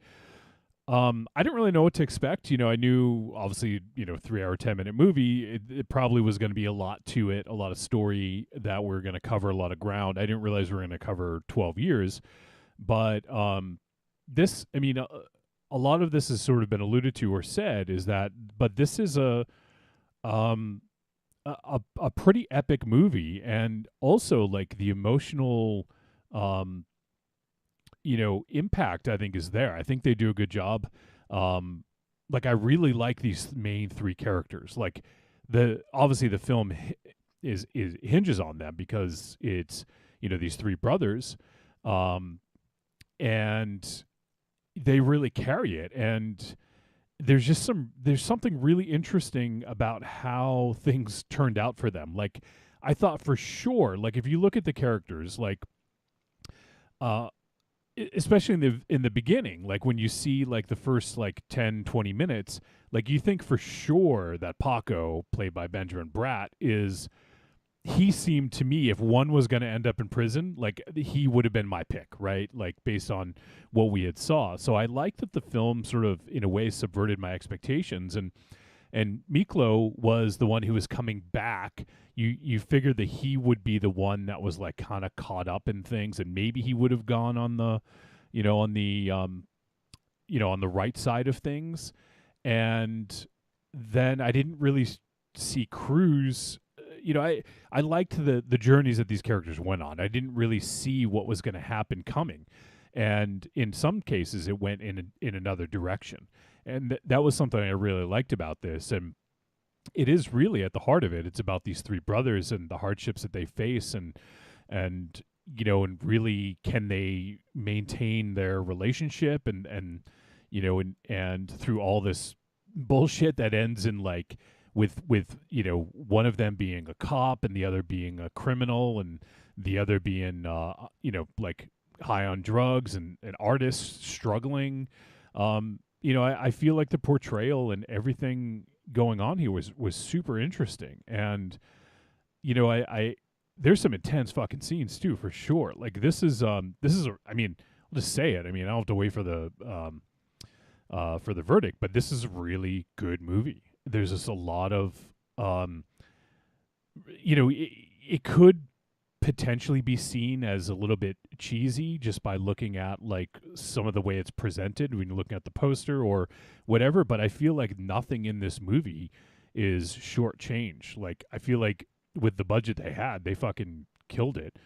And I don't even know what the budget is, but I think that these characters are all endearing in different ways, and you kind of end up rooting for all of them throughout. Like, it's hard to be like, like picking a side. I mean, I'm curious to see what the rest of you think, but for me, it was hard for me to like actually pick a side. Like I felt for all of these characters and just sort of their situations, and they had to deal with their situation the best way they knew how, and the best way to kind of protect themselves. And, when Miklo kind of, when he gets in prison, like, can't really blame him for doing what he does in prison, but yeah, that was I think the most interesting thing for me was where it starts and where it ends for the brothers. And I thought the ending was fucking awesome. Like, that's a really powerful, super, super great ending. So yeah, I probably never would have watched this, because I would have looked at the runtime and been like, yeah, I don't know if I'm going to have time to sit down and watch a movie like this. But, for the show, it's a different story. I got to, want to make sure I can talk about it. But yeah, I'm super glad that you picked this. So that's my kind of first impression. I guess MZ, let's get your first impression about this. Yeah, well, when I first found out that this was like a 3-hour and 10-minute film, I'm like, Christ, really? 3-hour, 10-minute film, not done by Marvel? Really? Is this going to be? Well, it's got to be interesting at least. And it was interesting, and it was enjoyable, and it was emotional. You understand, there's very little fat in this movie. All the time there's a lot of time dedicated to the character buildup of these three guys and the hell that they go through to that ends up landing them to where they are. I mean, you got Benjamin Bratt's character. It's Miko's, right? He's Paco. Damien Chapa is Paco. Miklo. Okay, Paco. I mean, his life, like you were saying, Johnny, looks like it's going to turn out like crap, and he's the only one who actually becomes like somewhat of a success. The other two are dealing with the burden of being on the inside of a prison. The other one is dealing with drugs and a struggling artist, and also the heavy burden and responsibility that he's responsible for his younger brother's death. So it's a lot of time is taken into the buildup of these characters and what they've gone through. So with that, I can appreciate that. Not very little time is taken away from that. Everything is a buildup. Everything in this movie practically is a character buildup, and it reaches such a high level, especially with Paco. Not Paco. I get these names. Miklo. Damn it. Yes. And you think that he's finally learned, and because he's trying for parole and he gets rejected, and he's trying for parole and he finally gets the parole, and then he ends up back in the slammer again. So it's like, Jesus Christ. It starts to become overwhelming. And by the way, speaking of cameos, I was excited to see what's his name? Valente Rodriguez. He was the guy in the gray fedora at the parties early on in the film. He was Frankie, I think. I always liked him. On the George Lopez show? Yeah. Get rid of the cuetes. It's your puppy shotgun. Throw it out the pinche window. Yeah, that guy. That guy. Lopez, yeah, I always liked him. He's great. I always liked him. But the thing, we see these characters early. It's hard. This could be a lot of Goodfellas similarities to this, where it's decades of these characters. And we see Miklo, who's about to turn 18. And we see him being of white and Spanish descent. His dad's a douche. He obviously got out of like juvie, working with his dad, and fucking brawled it out with him. And he's coming back home to his mom. And it was this viewing was the first time that I thought there was a little bit something weird about when the mom asked him to zip up her dress, and being very excited about his size and, oh, you're growing up to be a man. That's kind of weird. But even how, you can't stay here because I'm getting my check. You can go stay with your aunt. And that's where he lives with Paco and then Cruz. Yeah. And he's kind of brought into that world. So they're all very, very young. And then, they're caught up in that life. And, a silly, stupid act of fucking bullshit, turf, right? The fucking spray painting shit with a rival gang leads them down this path that's going to turn them, these three characters, on their own new journeys. Yeah, and that whole thing, like right there, yeah, like that sets the stage for a lot of upheaval, in their family. Is that one scene really sends them on a different trajectory, because in that we have Cruz getting injured, and then the other two brothers vow to get revenge. And then Miklo ends up killing was Spider, was that his name, or am I Spider. Yeah, I got some poison for a spider, but for tomorrow. Yeah. So he ends up killing him, and then ends up he ends up in prison, obviously, and that sets them on a very different path. And then Paco ends up going into, was it the Navy, I think? Marines. Okay. Yep. And from there ends up becoming a cop later on. So it's just so interesting how that one,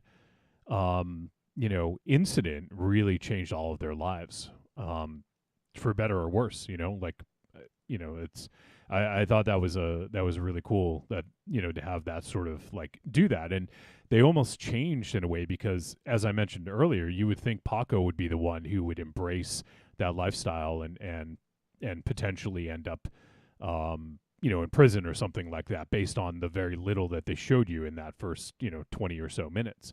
So I thought that was really, really interesting. I dug that a lot. And one thing I knew I recognized the actor who played Cruz, Jesse Borrego. He was in Fame. That's from 82. He was also in, I'm trying to figure out who he played, but he was in Dexter, the show Dexter. So, yeah, go ahead. Watching this, I almost wonder if the character that was in Heroes season 1, the guy whose gimmick was to take heroin and do painting, was inspired by that role, because he was a Latino character. But I think I'm like, that's the fucking dude from Blood In Blood Out, bro. That's you're doing that gimmick. Well, it's kind of, I mean, you might be right, but it's kind of an artist thing, right? Like, sure. Jean-Michel Basquiat and stuff like that. Guys like that's just like, unfortunately, that's very much a stereotype. Yeah. Heroin addicted artists. Yeah. All right. I mean, look at like, I don't know, Lane Staley, from Alice in Chains. I mean, he's not a painter, but just that sort of like, smack addicted artist kind of thing. Fair. All right. But yeah, that's, so I thought, I think that scene where it kind of like puts them all on a different trajectory was kind of really interesting. And this movie never gets boring, I'll say that. I mean, it's constant, like something new is happening, and and even when Miklo ends up getting parole and then ends up back in prison, there's always something different and kind of heartbreaking and heart-wrenching going on, especially, oh man, the scene where Cruz, or what was the kid's name again? Somethingcito. I just said it earlier and I'm blanking out. Yeah. I got to do like the lines in my head. Juanito, there we go. You're dead to me, like Juanito. Oh, Juanito, yeah, that's right, yeah. That's how I had to remember the line. Yeah. I had to do the line and then I could remember the name. But that scene was heart-wrenching, right? Absolutely. Oh God. Yeah. I remember, like, even like in the rewatch, like that doesn't fail. Like that is still a strong scene. But I remember the first time I watched it, I mean, I had tears rolling down my face. Like it's just such a harsh scene. And if I could just kind of like hijack this thread for a second. Yeah. That scene, the funeral, Juanito, for those listening who haven't seen the movie, is like the little brother who takes the needle and ends up killing himself accidentally with it. They're at the funeral, and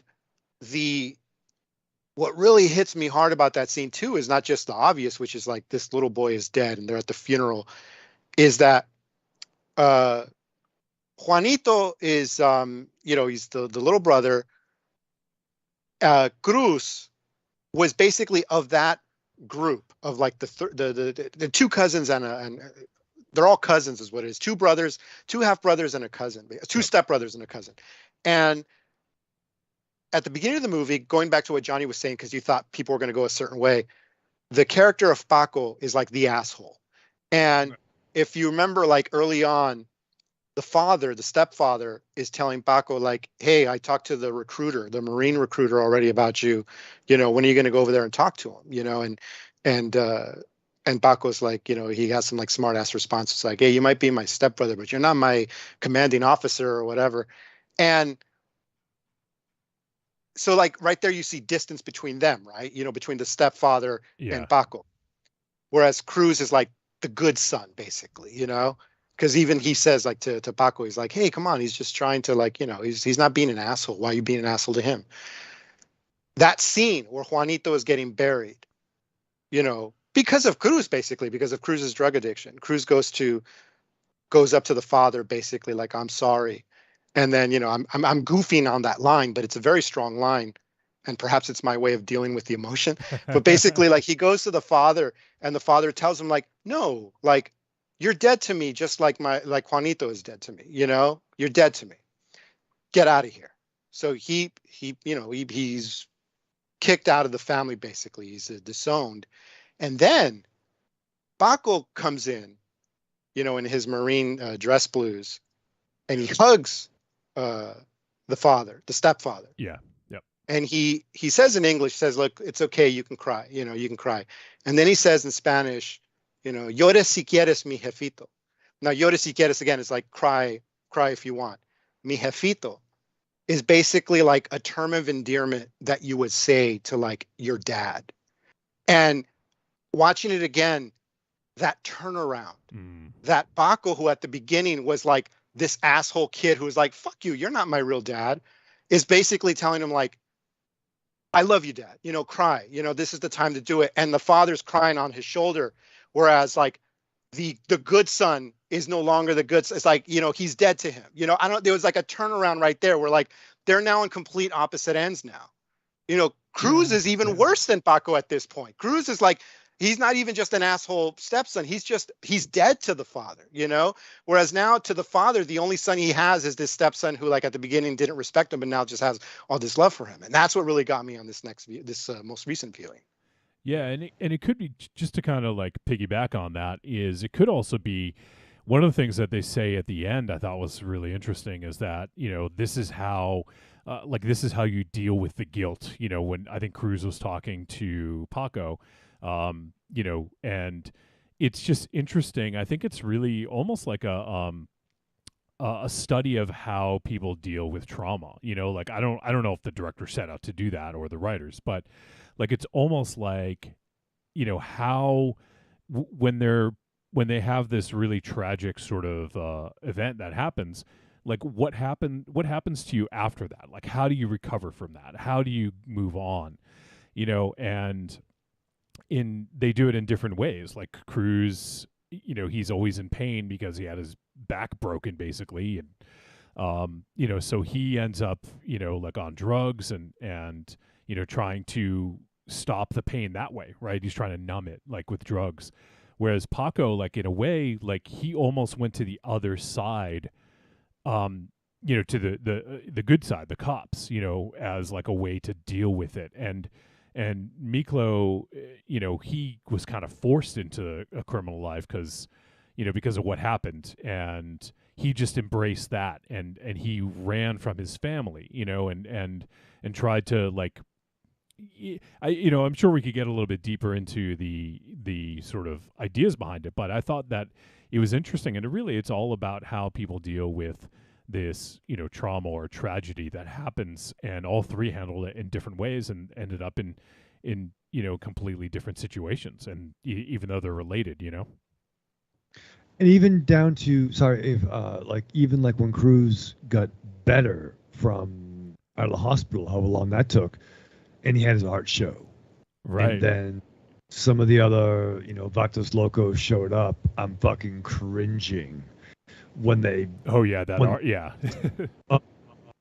Fucking they crashed the party, and it's like, all right, he had a scholarship, he had his raw deal, he was getting out, but okay, he can still draw again after his hand being fucking tuned up, and obviously he was a beautiful artist. I mean, like the paintings they did, I'm not sure who the artist was that actually did it, but it was fucking awesome. But when the Vatos Locos showed up, like, you're fucking it all up, man. Like, you're fucking it all up. It's like cringeworthy. Yeah, there's I did see who the artist was. I'll have to let me get back to that place and all. Yeah, there was someone credited. Adan Hernandez, I believe is his name. Yes, that's it. Yep. And I think he's in the movie too. He's the guy at that art show who's outside, who's like, "Hey, come on, look at the car." Gilbert was his name. They're like, "Why'd you invite Gilbert?" I think that's him. Okay. Yeah. And the screenwriter Jimmy Santiago Baca is one of the members of the prison gang. He's the one with like the real thick eyebrows. So like, a lot of the creative people are in the movie too. I'm sorry. Go ahead, MZ. You were saying now which one was Billy Bob Thornton? Because I was trying to find him. You couldn't find him? He was like so noticeable. He's the dude who took Miklo's leg off and tried to put. You ever heard the saying, "Put your foot in your mouth"? Yeah. Okay. How could you not tell by his teeth? No, he was. That was the dude, the bald dude with the mustache, but it was his boy. The one, he was the dog. Like, he was the one that Miklo went to get the money from. Like, oh, you owe money, and they took his fucking show me your stump first. No, that was Billy Bob that pulled it off. No. Well, who threw it was the guy with the mustache. Right. Yeah, I'm talking about who pulled it off. Yeah. And Ving Rhames threw me for a loop because I was never used to him with hair. Yeah, same. Right. It took me like a few seconds. I'm like, wait, is that? It sounded like it, but Yeah. is that really him? Was that hair? Was that a piece? Or was that really his hair? I think it might have been a piece. He probably could grow hair in 91, whenever they filmed this. Yeah. I don't know. I don't think he was always bald. He wasn't born bald. Maybe. Well, actually, he might have. He very well could have been. Actually, you want to talk about cameos? I don't think Johnny mentioned them, but I remember when the first time I saw it, his was the cameo that made me go, "Oh, Richard Mazer as the prison librarian." Yeah. Oh yeah. Oh Yeah. yeah, dude. Yeah, dude. I want to talk about him. What's up? Look, I think Mazer is a really good actor. He's done a lot of good movies, a lot of good episodic television, made for TV films. But man, I got to tell you, this is the one area in which I felt like they kind of dropped the ball a little bit, because as much as I think Mazer is a good actor, man, I just cannot buy him as a convict. He's done so many different roles, but man, him as a convict, I just can't buy it. You know, I have to agree. Why not? Because I can't remember what he was in there for, but wasn't he like for like stealing money? Or am I thinking of someone else? Yeah. It had something to do with embezzlement or something. Yeah. Like No. He basically had he was like a businessman who had a drug, like a drug dealing thing on the side. Basically, Yeah. like he was like having I forget what kind of drug, but like having it. He was basically like Tom Cruise's character in American Made. You know, like he just had like drugs flown over the border or something like that. But he owned a bunch of hardware stores, so he was like a legit businessman who had this shady business going on. You know, and that's what it was, and he got caught. But I think I would have to agree with MZ in that, or to this point, where like his was the cameo that even the first time I saw it, like with most of the other guys, I'm like, okay, I recognize Danny Trejo because I see him in other movies. I've a couple other people I recognize, but otherwise, like, I didn't know these actors that well. But Richard Mazer at that point was like one of those 80s dads in comedy. Yeah. You know, he was Les's dad in License to Drive. You know, he was like, I forget the other, like, but he's a bunch of, he was the college. Yeah, there you go. Risky Business, the like college recruiter guy. It's like, so there definitely was that sense of like, when he came up, I didn't go, oh, here's this other criminal. I went, no, here's Richard Mazer. Yeah. It didn't hurt the movie, but he did seem separate from the rest of the cast. He did. That's fair. I actually didn't recognize. Yeah, I actually didn't recognize him. But now that you mention it, I'm like, holy shit, yeah. Like I totally remember him from The Thing and from Risky Business and License to Drive and, you know, a bunch of other stuff. So yeah, like I just didn't recognize him at the time. I might have thought the same thing if I had. And I will say this, there's another actor who did, again, distract is too harsh of a term, but more like he stood out, but I still liked seeing him in the movie, was Thomas F. Wilson as Benjamin Bratt's partner, Raleigh. Yeah. Biff. Oh, Biff. Fucking yeah, Biff. that's Because right. that's all I could think. I see him like, holy shit, Biff is in this. It was like, there's Biff with like, you know, fake long hair and a beard trying to pass off as undercover. Yeah. A big nuclear accident burrito, which is a real thing, by the way. That's from a real place called El Tepeyac in Boyle Heights. That's awesome. But then when you see him without the getup on, it just seems even more surreal, because it's like, holy shit, that really is. Yeah. F. Wilson. It was, seeing him in there was surreal, and playing a cop, you know, being on the side of the good guys for a change, you know, it just seemed very, very bizarre. You know, I mean, I'm still trying to get used to him being in April Fool's Day, never mind anything else. But god damn, yeah. I mean, this movie's got some really good casting going on it, and I hate to say it, but I think the cameos are a little bit more. I found the cameos more interesting than the lead characters. Well, I don't know, but I mean, well, I'm not gonna correct you. It's your thought, but like, I thought the three brothers were super compelling. Like, and I thought they all put in exceptional performances as well. Oh, sure, they were. I thought you had to have that kind of a time a runtime for a film like this to flesh out these three characters the way they were fleshed out. Yeah. Very little fat in this movie in that regard. Yeah, it's kind of crazy to say for a 3-hour, 10-minute movie, right? Yeah. But then there are some of the lines. I mean, there is some killer dialogue in this movie. I think one of the, when Miklo, Milkweed, when he goes to prison for stepping up and doing the vengeance on Cruz, he takes the hit. But I don't want. EF did a great one during the Blackout tapes. I don't want his chop. I want his life.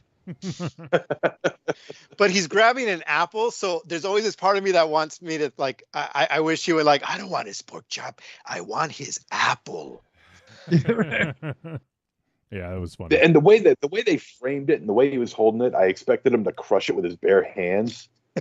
It never happened, but but every time they show a close up of him holding that apple, the way he's gripping it, you could tell it's coming up. He's going to crush it in his bare hands, and it never comes up. I don't know. I think that's maybe a good thing. I mean, I think if they had him crush the apple in his bare hand, it would be on the side of cheesy. And this is a pretty serious story, so probably all the. When the shit goes down, the Magic grabs the chop. I'm like, good for you, Magic. Get your chop. Yeah.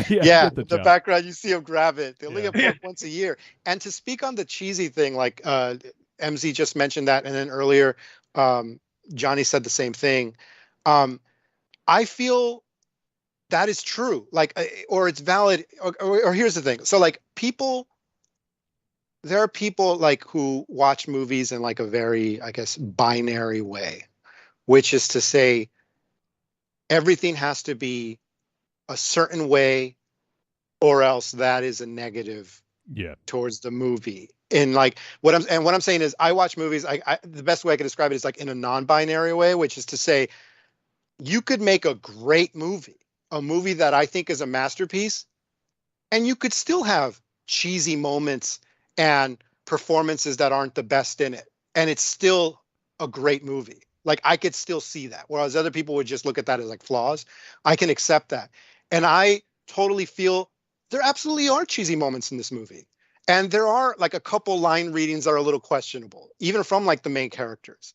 And I think part of it is, it's sort of the tone of the film where to me, this is a great movie in the way that John Woo's Bullet in the Head is a great movie. Mm-hmm. And if you watch that movie, there are definitely a lot of cheesy moments and soap opera type of theatrics going on in it. And it doesn't take away from the power of the movie. In fact, that's just part of it. That's just an ingredient. You just accept it for what it is. That's just how it's done. Most recently, RRR is that kind of movie where it's where some people could see these things and go that's an awful movie, whereas other people can go no, it's still a great movie, but even if this stuff is cheesy. So I think what you guys are saying about that there are some cheesy moments in it, it's that's totally valid, and I would agree with you. And it still doesn't that's just part and parcel of this movie, which I feel is a great movie. I mean, the fact that there's a lot of the dialogue is both, there's powerful dialogue and then there's hilarious dialogue. Who cares if it's intentional or not? Right now, the whole thing, I don't want his pork chop, I want his life. There's that, and that's the thing too. People that I run into who like this movie, it's the same thing. We're quoting from it and we're laughing while we're quoting from it, but we all agree, oh no, it's a great fucking movie. It's one thing has nothing to do with the other, I guess. And there's definitely a lot of that in this movie, and I think it's because it manages to blend that with the genuinely strong emotional moments. And then you guys are talking about the runtime. Yeah, it goes fast.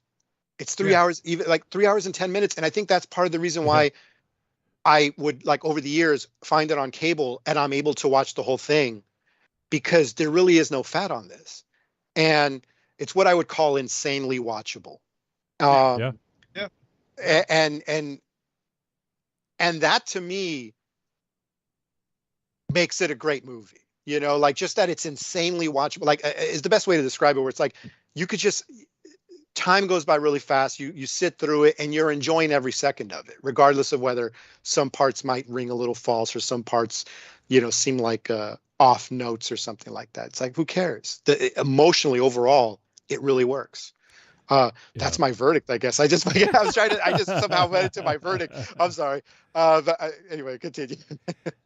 Yeah, it's what was I gonna say?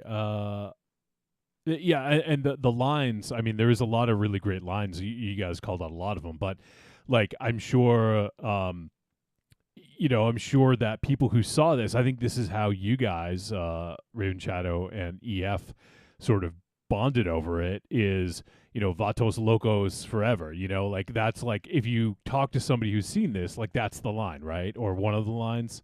Oh yeah, there's that, and then you kind of feel out the other person, like with how far you can go. Yeah. And that's like sort of like the entry point is like Vatos Locos Forever. And maybe you do like the really overdone face by Miklo where he does like he does like these faces, Yeah.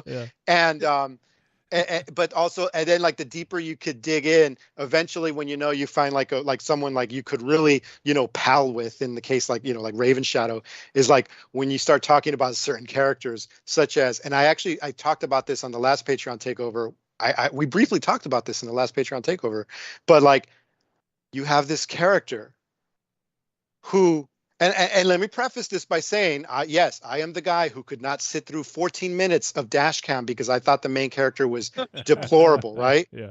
And yet, the character of Big Al in this movie is one of the greatest movie characters in all of cinema.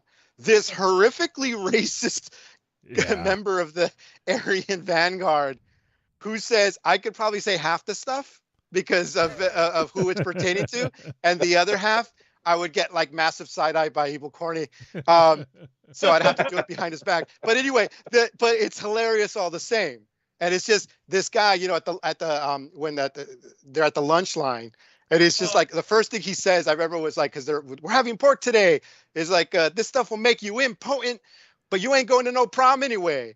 And then, but now for my brown brother, sorry, no tortilla. And it's just, you're keeping all these hungry beaners waiting. I'm sorry. It's just like, it's hilarious. And everyone else I know, same thing, the same shade of skin that I am, find him hilarious. And he just is. I'm sorry, ladies and gentlemen. Maybe because he's a movie character, and maybe because eventually he does get stabbed to death before getting a blowjob. Talk about Die Hard. That kind of like evens it out. But I fucking love Big Al. Allah is blushing. It was like a Red Rider, your mouth. Just everything that comes out of this actor's mouth is gold. And I have to give him credit. I have to give Jimmy Santiago Baca credit. And I have to give Taylor Hackford credit.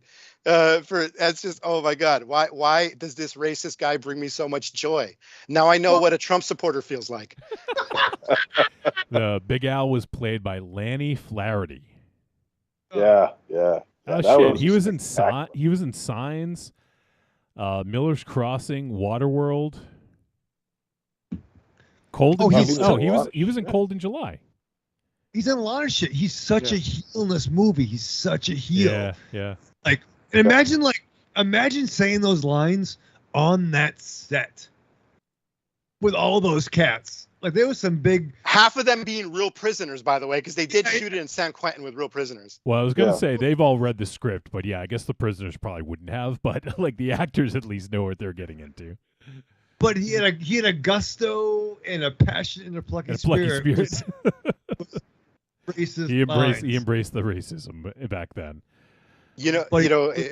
I'm sorry. Oh, please. No. I was gonna say I was reminded of, like, right now we're talking about this. I remember I went to go see a screening of this movie in 2006. I went to see a screening of a movie called Edmund that was directed by Stuart Gordon and written by David Mamet, and it was starring William H. Macy. And the screening that I went to had Stuart Gordon, William H. Macy, and some of the other cast members and filmmakers for a Q&A afterwards, right? And By the way, if you haven't seen Edmund, check it out. I mean, I love the fact that Stuart Gordon basically proved he wasn't just like a horror guy, like this is just like a straight up drama, But anyway, well, if you haven't seen that movie, there's a scene where Macy just goes off as far as like racial epithets go, right? And I remember in the Q&A, he straight up like admitted, like, I remember he called it a wicked pleasure. Like to be able to say these horrible racist things. And I was like, I loved his honesty. Like basically he was saying like, look, I don't agree with those things, but as a white man who is acting, I can't say that there wasn't some enjoyment in being able to get away with saying those things. And so I wonder if Lanny Flaherty had some degree of that same kind of quote unquote wicked pleasure. And I imagine in 1991, when they're making this, it wasn't as big of a deal, right? Like, now, if you can't make this movie the way it was made, like, or if they did, they have to, like, I just don't feel like it would be as over the top, because we're a lot more sensitive to those sorts of things, and not trying to really bring attention to these sorts of things. So, I mean, I get it, but yeah, like it's definitely a different time and a different place. But then again, the context of the world, though, that's the yeah, absolutely, yeah. I mean, prisons aren't. There's no safe spaces in prison. I'm not. I've only visited from experience. No, I've only visited. I got to go home afterwards. Were you scared straight? Yeah, yeah, basically. But no, but like these are bad people saying bad things, right? One of my favorite lines was from Mikla. I wrote it down. I forgot until now. Was it when you expect nothing and get everything, that's destiny, something along those lines. Yep. Where it's, yo, he's fucking taking control now. Game of Thrones of this motherfucker. Well, yeah, and one other thing, Paco, speaking of lines, I love that scene where Paco is explaining to the other cop about like what, there was some line about madre or something like that, and he was explaining what it means. It's not mother, it's I don't remember exactly how he explained it, but it's basically like something good versus something bad, like, and the way they explained it I thought was really interesting, and that's one of the nuances of language you won't get unless you understand the language. I thought that part was cool. Yeah, there's nuance in it. It's like you could literally translate it and it could mean one thing, but like it still doesn't give you the effect of what that saying means unless you know the language, Yeah. And like I remember that where it basically comes down to like everything or nothing, Yeah. And it's like, whereas like the term itself like literally translates to like, like mother or like no mother, but it's like, which wouldn't make sense. But it's like if you know the language already, you can kind of interpret the subtext, I suppose, or the poetry in that statement, but yeah, something before I forget, I remember earlier I mentioned something about like American Me.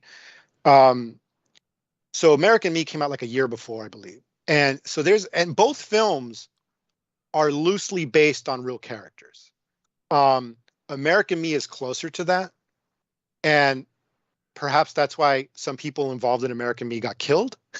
And there's, you can find interviews with Danny Trejo where like he was offered one or the other. And he went with Blood In, Blood Out because he could see the red flags in the American Me production where it's like, okay, you're using real names of gangs and you're also representing certain things that at least officially did not happen to certain people. That's going to get you in trouble and I don't want to be part of it, Really? And, but the main things are like, there was a guy named Joe Pegleg Morgan, who was this half white guy who ended up becoming the leader of a predominantly Mexican prison gang, who got his leg shot off in a robbery. And that's in American Me, but like in a different context. And that's in this movie too. because I think Johnny said something earlier where he was kind of just talking about like, the what's real, what isn't, or something like that. I don't know. I think at this point I'm just remembering how good the bourbon was that I had. But yeah, I just wanted to bring that up. Like, if you were to watch one movie and then the other, you might notice some similarities. And then I remember, I think the last time, well, actually, I was talking to Corny about this like a week ago, because he was saying like he prefers American Me, and I would say, well, I get that, so I can't argue that. I prefer this movie because American Me is just such a harsh film and therefore less watchable, if that makes sense. I mean, you could argue that American Me is actually the better film, but Blood and Blood Out is just a lot more fun to watch. You know what I mean? It's like Blood and Blood Out, there's an attempted rape that people quote from, beat you white bitch, give me some chon chon. American Me has like 3 rapes in it, and nobody's quoting from those scenes, you know? So I think I've noticed that over the years too, when like people who I know have seen both movies, they tend to gravitate towards Blood and Blood Out, just because I think Blood and Blood Out's more of like a capital M movie, which is to say it's actually like overall a very entertaining film. It kind of harkens back to like 1940s gangster pictures, where it's dealing with a real subject, but in a way that you could eat popcorn to it. As American Me, you might be more choking on the popcorn because of what you just saw. It's kind of like saying, I want to see a movie that takes place in World War II. Okay, which one do you want to watch? Inglourious Bastards or Schindler's List? Right. Yeah, I mean, it's like, granted, Schindler's List might be the way better movie, but let's be real. Which one is it that you're going to want to watch with your friends? Yeah, absolutely. Yeah. Oh, Hitler dies in the fucking fire. That's kind of like that one when Nazis could die. Yeah, yeah, exactly. I like the one that ends with basically saying, look, man, as long as you got family, you could get through anything, or at the very least you have a shoulder to cry on and, someone to like help you through those hard moments. Or we can go to the one that ends with a child committing a drive-by, most likely killing an innocent person. Yeah. But yeah. Evil Corny says the lunchroom line is my single favorite part of this film. There you go. So you guys were talking about that. And Casual Noob Saibot is talking in the YouTube chat room. He says there's a documentary on this movie on Amazon Prime if you want more on this movie. What? All right. Bro. Oh, right on. He says, as someone who doesn't speak a second language of Spanish in the beginning, that doesn't have subtitles made it hard to get into the movie. But then Cthulhu came on screen and I understood everything. I didn't know what he was going for at first. He does say, I love how this movie, the role reversal of the innocent guy becoming a kingpin and not so innocent one becoming straight and narrow. I thought that was good storytelling. So yeah, we kind of talked about that a little bit as well. Yeah, I feel like we really have only scratched the surface, but we've been talking about it for like over 90 minutes. So yeah, and then asshole that I am, I picked the second movie too. No, it's cool. I don't think. I mean, we will limit the conversation on the other one, but I don't think there's nearly as much to talk about as there is with this one. Because I want to get my $10 with interest. That's it. No, I'm sorry. So is there anything else? I mean, actually, a couple other things I want to bring up is I thought the fake stump on Miklo was actually super well done. Like, part of me was thinking, like, how did they do this? Because this is before CGI, or before they would CGI something like that. So, like, I saw how they did. Yeah, go ahead. I know how they. It's easy how they did it. It's okay, all, enlighten us. It's all editing. It's all editing. Sure, but there's Whenever a couple scenes. Yeah, they edited that guy's leg out. They chopped it. But there's a couple scenes, especially when he's in the shower, and there's like one other one that made it. I was like, wow, that looks pretty good. Like I had to I didn't pause it and try to like pick it apart, but it was very convincing. You just because every time, like the shower scene, when you see him in the shower, he takes his towel off and his bare ass is hanging out. You never see his face. So they got the stunt double in there, the body double rather, in there to do that, and that's what it was when Billy Bob was taking the leg off of him. Yeah, but out in the courtyard. I don't think that Miklo suffered for his art and they really cut his leg off. I don't. Yeah. No. That's what should have happened. Yeah. Yeah. Right. Sure. So the documentary that I found, anyways, I don't know if this is the one that Noob Saibot was talking about, but it's called Miklo. I'm looking it up to see if I can find more info on it. While you're looking that up, I will say this. I'm pretty sure the Miklo one is, because I thought I glimpsed it somewhere. I think that's basically Damien Chapa just kind of talking about his experience making that movie. Yeah, that's what it looks like. Okay, so yeah, it says Miklo inside look at Damien Chapa's role in Blood In, Blood Out. It's on Tubi. Yeah, he's actually like, he's really dined out on the movie. Like he's made like a lot of films afterwards that like where like they have titles like Vatos Locos.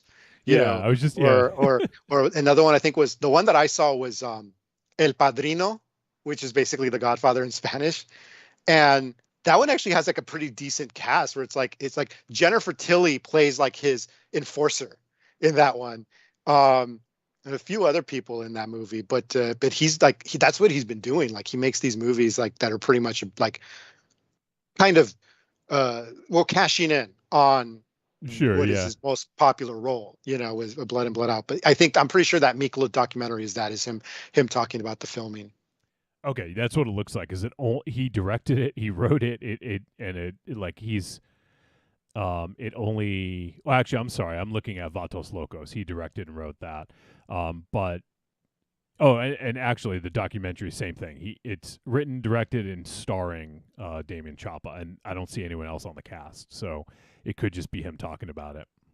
There was like 5 years ago, and it was one of those things like, oh my God, I didn't know about this. I missed it.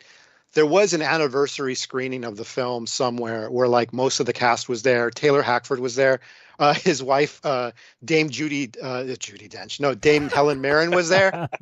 I got my games mixed up. No, Helen Mirren, his wife, was there because there was like a picture of her with like her iPhone taking a picture of the cast. Oh. And they were there like, and I was like, oh, it would have been great to have been there and just like hear from, you know, the horse's mouth or the horse's mouths on the making of that movie.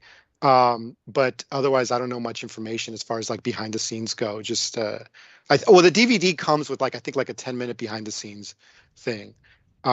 But otherwise, I mean, they're lacking in that. I would love to see more about this movie, especially when all the deleted scenes and all that stuff, you know? Yeah, definitely. I actually, it's funny. I didn't know that Helen Mirren was married to Taylor Hackford. Yeah. Yeah. So, I mean, so when you think about it, hear me out, guys. I think we can connect Blood In, Blood Out to the Fast and Furious universe, and she's the bridge. But before you go, like, what does one movie have to do with the other? Well, think about it. Blood In, Blood Out. What do they talk about a lot towards the end? Family. Familia. You know, I get through with mi familia. And then the half of these Fast and Furious movies, you got Vin Diesel talking about family. I'm just saying, it's possible. We could connect it. And Helen Mirren is the bridge between these two wonderful worlds. Let's make it happen, ladies and gentlemen. When they make Fast 10 Your Seatbelts or whatever they're going to call it, you know, you get you know, Benjamin Bratt, you know, the Officer Paco Aguilar, Detective Aguilar. He could be trying to like bust Vin Diesel. You know, look, there's so much that we could do. Why do we have to keep making fucking Marvel movies? Okay, these are my fucking Marvel movies, ladies and gentlemen. That's the crossover. And they're better. That's the crossover that everyone wanted. The crossover exactly. Event. Did you say Fast 10 Your Seatbelts? That's an old, like beaten to the ground, buried, resurrected, fucked, beaten to the ground again, and buried joke for like the past 5 years. I just have to say that because someone online will be like, I've heard that a million times. Yeah, Fast 10 Your Seatbelts. First timer. All right, so I thought it was funny. You know what? God bless you, Raven Shadow. Because trust me, if I said that anywhere else, I would have been I would have gotten the same treatment that fucking that the Popeye gave Miklo and the Exactly. I was trying to find like a cleaner way to say it, but yeah, in so many ways, the internet's just an angry place. You can't make any single type of dad joke. Well, I thought it was funny. Yeah, if I thought it was funny, I'm gonna. Thank you so much, sir. I really do appreciate it. I wasn't trying to blow up at you, and I hope it didn't sound too like snarky or whatever. I was just more like trying to defend myself before these assholes get to me first. That's fair. Have you heard the show? That's fair. Yeah. All right. Well, I think we'll probably do verdicts, and then if you guys have anything else that you had forgot to mention, we can do so in the verdict. So why don't we go ahead and do that right now? Trick or treat, baby. I wonder if people would say you're a trick or a treat. Trick or treat, motherfucker. All right, it is verdict time. We're going to let you know whether Blood In, Blood Out was a trick or a treat, and any final thoughts we may have. Let's start with the man who picked it. EF, let's hear it. I think we know. Let's make it official. Yeah, I pretty much said my final verdict earlier, so I'll just sort of repeat it where like if you like watching movies, I mean, you like to have popcorn and watch movies and just enjoy a movie, this is a capital M movie, for all its strengths and weaknesses. And if you like capital M movies, then you must watch this. Everybody's in this movie. As we just talked about, the cameos, the main actors, everybody's in this. Ving Rhames, Billy Bob Thornton, Biff. You're in this movie too. You didn't know this because you haven't seen it yet. So watch it,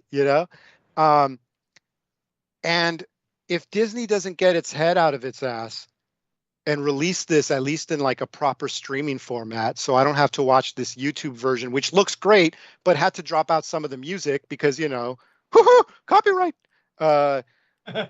If they don't get their head out of their ass and like put out a proper release, I'm gonna send Popeye and Big Al to get some chon and some interest, and then the mouse will be belly up. Treat. Best review ever. All right, Raven Shadow, how about you? Oh, I'm just fucking Popeye and fucking Big Al is fucking me up right now. But no, I'm very excited to fucking discuss fucking real people doing real things. It's been a while. We had that going on, and maybe it's not nice things. Not nice things. Sometimes real things are bad for you. But this movie was the shit. And once again, I knew I liked EF from the jump, but discussing this picture just reinforced that. And I adored this film. There's so much we could even talk. We could even do like a whole podcast on fucking Blood In, Blood Out and get the cast. I want a fucking Magic action figure.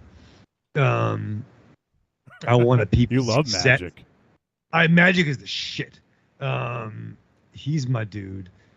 Ares is kind of like my Magic, and I'll be like his Miklo.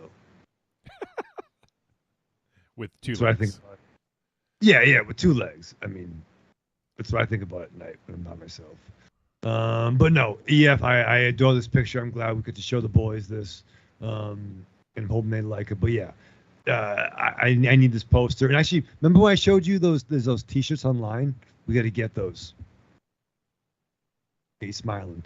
But yeah, I want to get some Londa shirts if I can wear them. But yeah, treat of the highest order. All right, MZ. Yeah, you know what? I'm going to give this a treat as well. There was very little fat on this film. It's not a boring film in the slightest. Even when things have slowed down to a crawl, it's just a matter of time before things start picking up. But even during those times, it's surrounded by a certain amount of intensity, and what is going to happen in these scenes. It's interesting. It's a good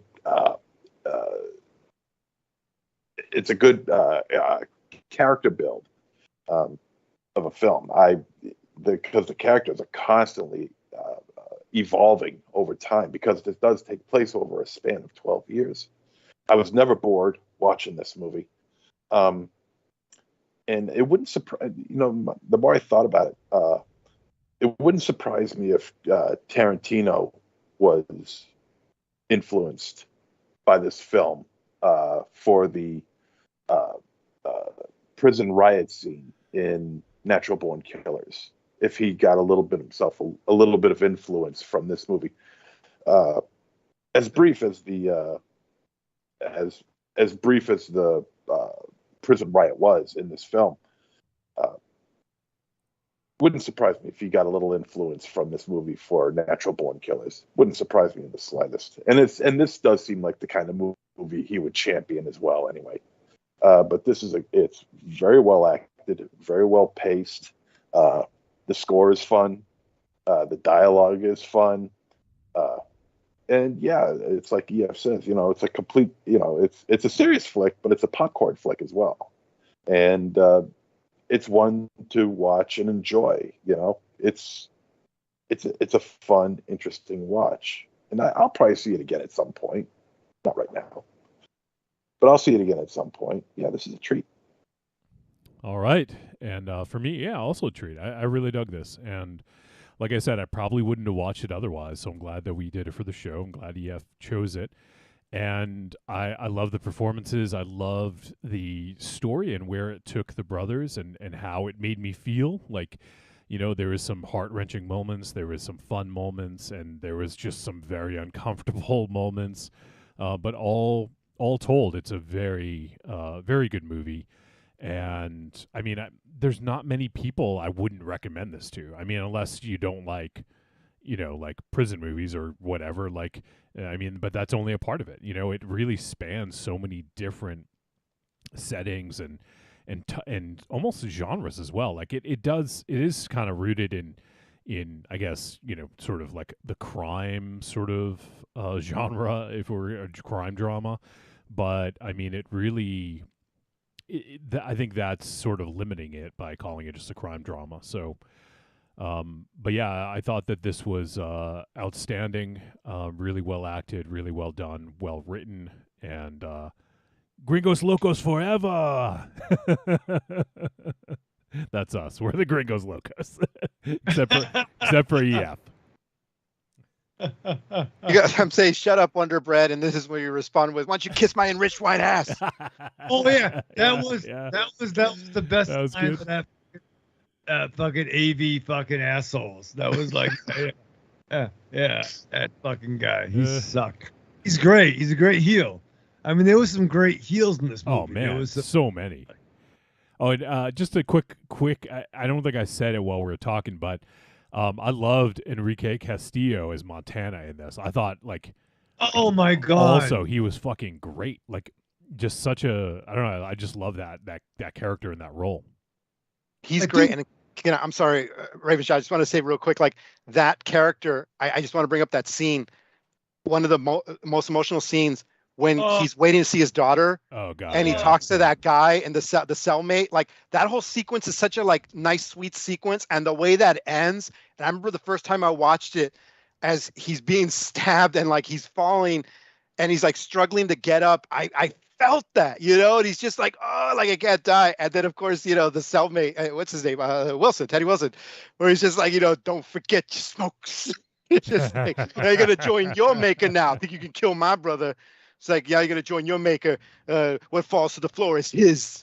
I'm sorry, Raven Shah. Just see this is me when we talk about the movie. 6, 7, 8 hours of this. I'll distract myself by looking for MZ's cat. Actually, one quick thing I wanted to ask. I don't know why it didn't sink into me.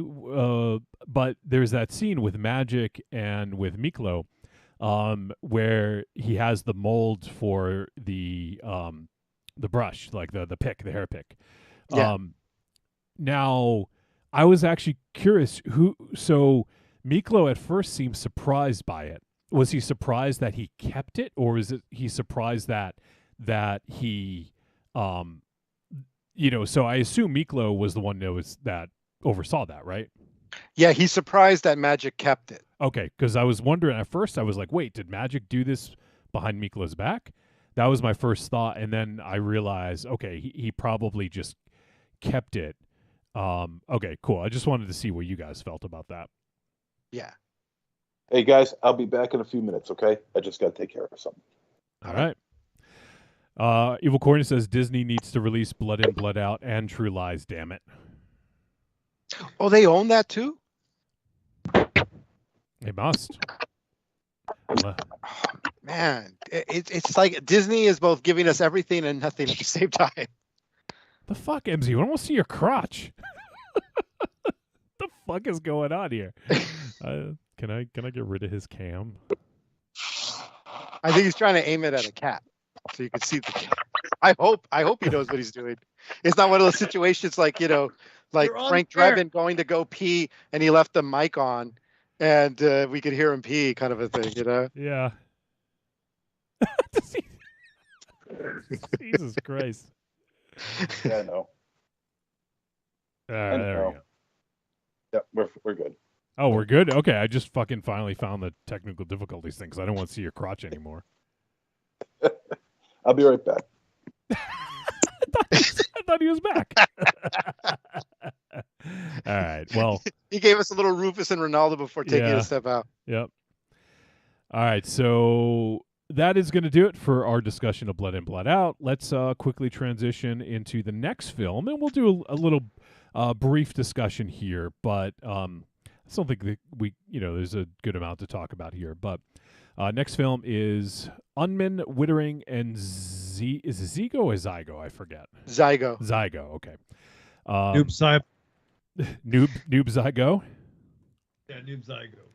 All right, so this film from 1971 is hour 42 minutes, and it's listed as an action drama thriller. I would maybe just say drama thriller. Yes. Directed by John McKenzie and written by Simon Raven, not Raven Shadow, but Simon Raven, based on a play from Giles Cooper, and it stars David Hemmings, Carolyn Seymour, Douglas Wilmer, Tony Haygarth, Hamilton Dice, Barbara Lott. Let me see, where are the titular characters here? It's funny, I don't even see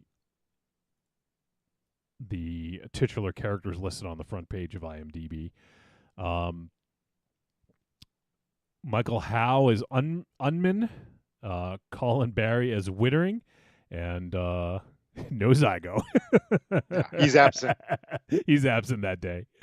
And the synopsis for this film: a new school teacher learns that the previous teacher was killed by his pupils, and he fears the same will happen to him. All right, EF. I'm curious, what made you choose this film? Raven Shadow and I bonded over this one too. No, no. There's no way he's seen this one. No way. This was actually a movie that I'd been meaning to watch for decades, actually, because while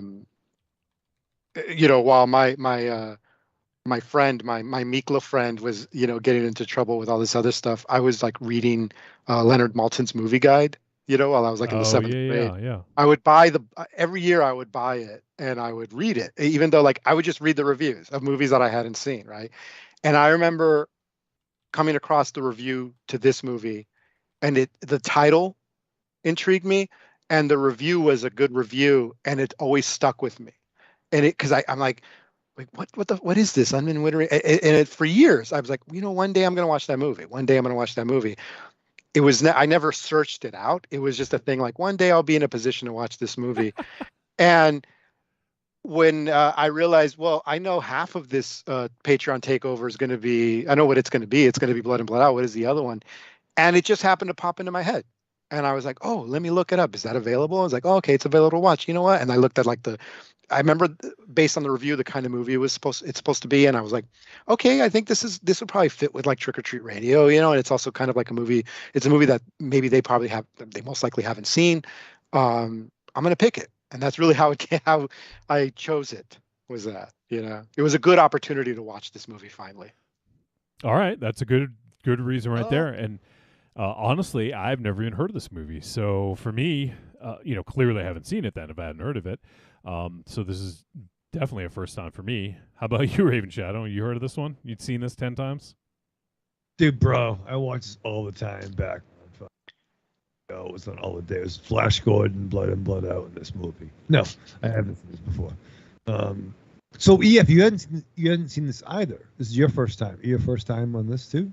No, I did do I watched it earlier this month just to make sure that it would pass muster, I guess, in terms of like, I didn't have to like it. Let's just say this.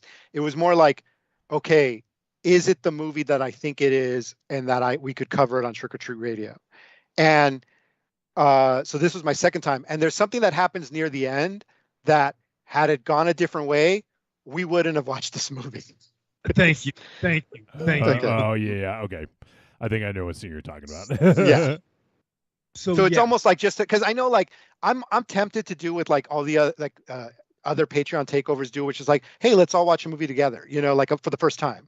And I'm too much of a chicken shit to do that. It's like, I want something that at least I feel like I've seen it, and it would be interesting to hear what you guys think of it. But maybe one day in the future Patreon takeover. So it's like, no, let me see it first and see if it'll pass the smell test. Okay. So now I'm watching. I watched Blood in, Blood Out. Now watching this one, I'm like trying to think. I'm like, okay, so it was a thing about gangs, right? Like, I was trying to look at the gang subtext of the various tribes in Blood in, Blood Out, as opposed to this. This is like Europe. What, like England? Yes. Yeah. So a UK gang, but they happen to be school kids. So I was trying to look for some thread between the two. It's kind of how I went into this. There is no thread. Like, when I picked it, it could have been so many other movies that I picked, and if you find any connection, I mean, I'll gladly say that it was intentional. So like, I will say like, oh yeah, it was a gang thing, even though that wasn't at all. It could have been.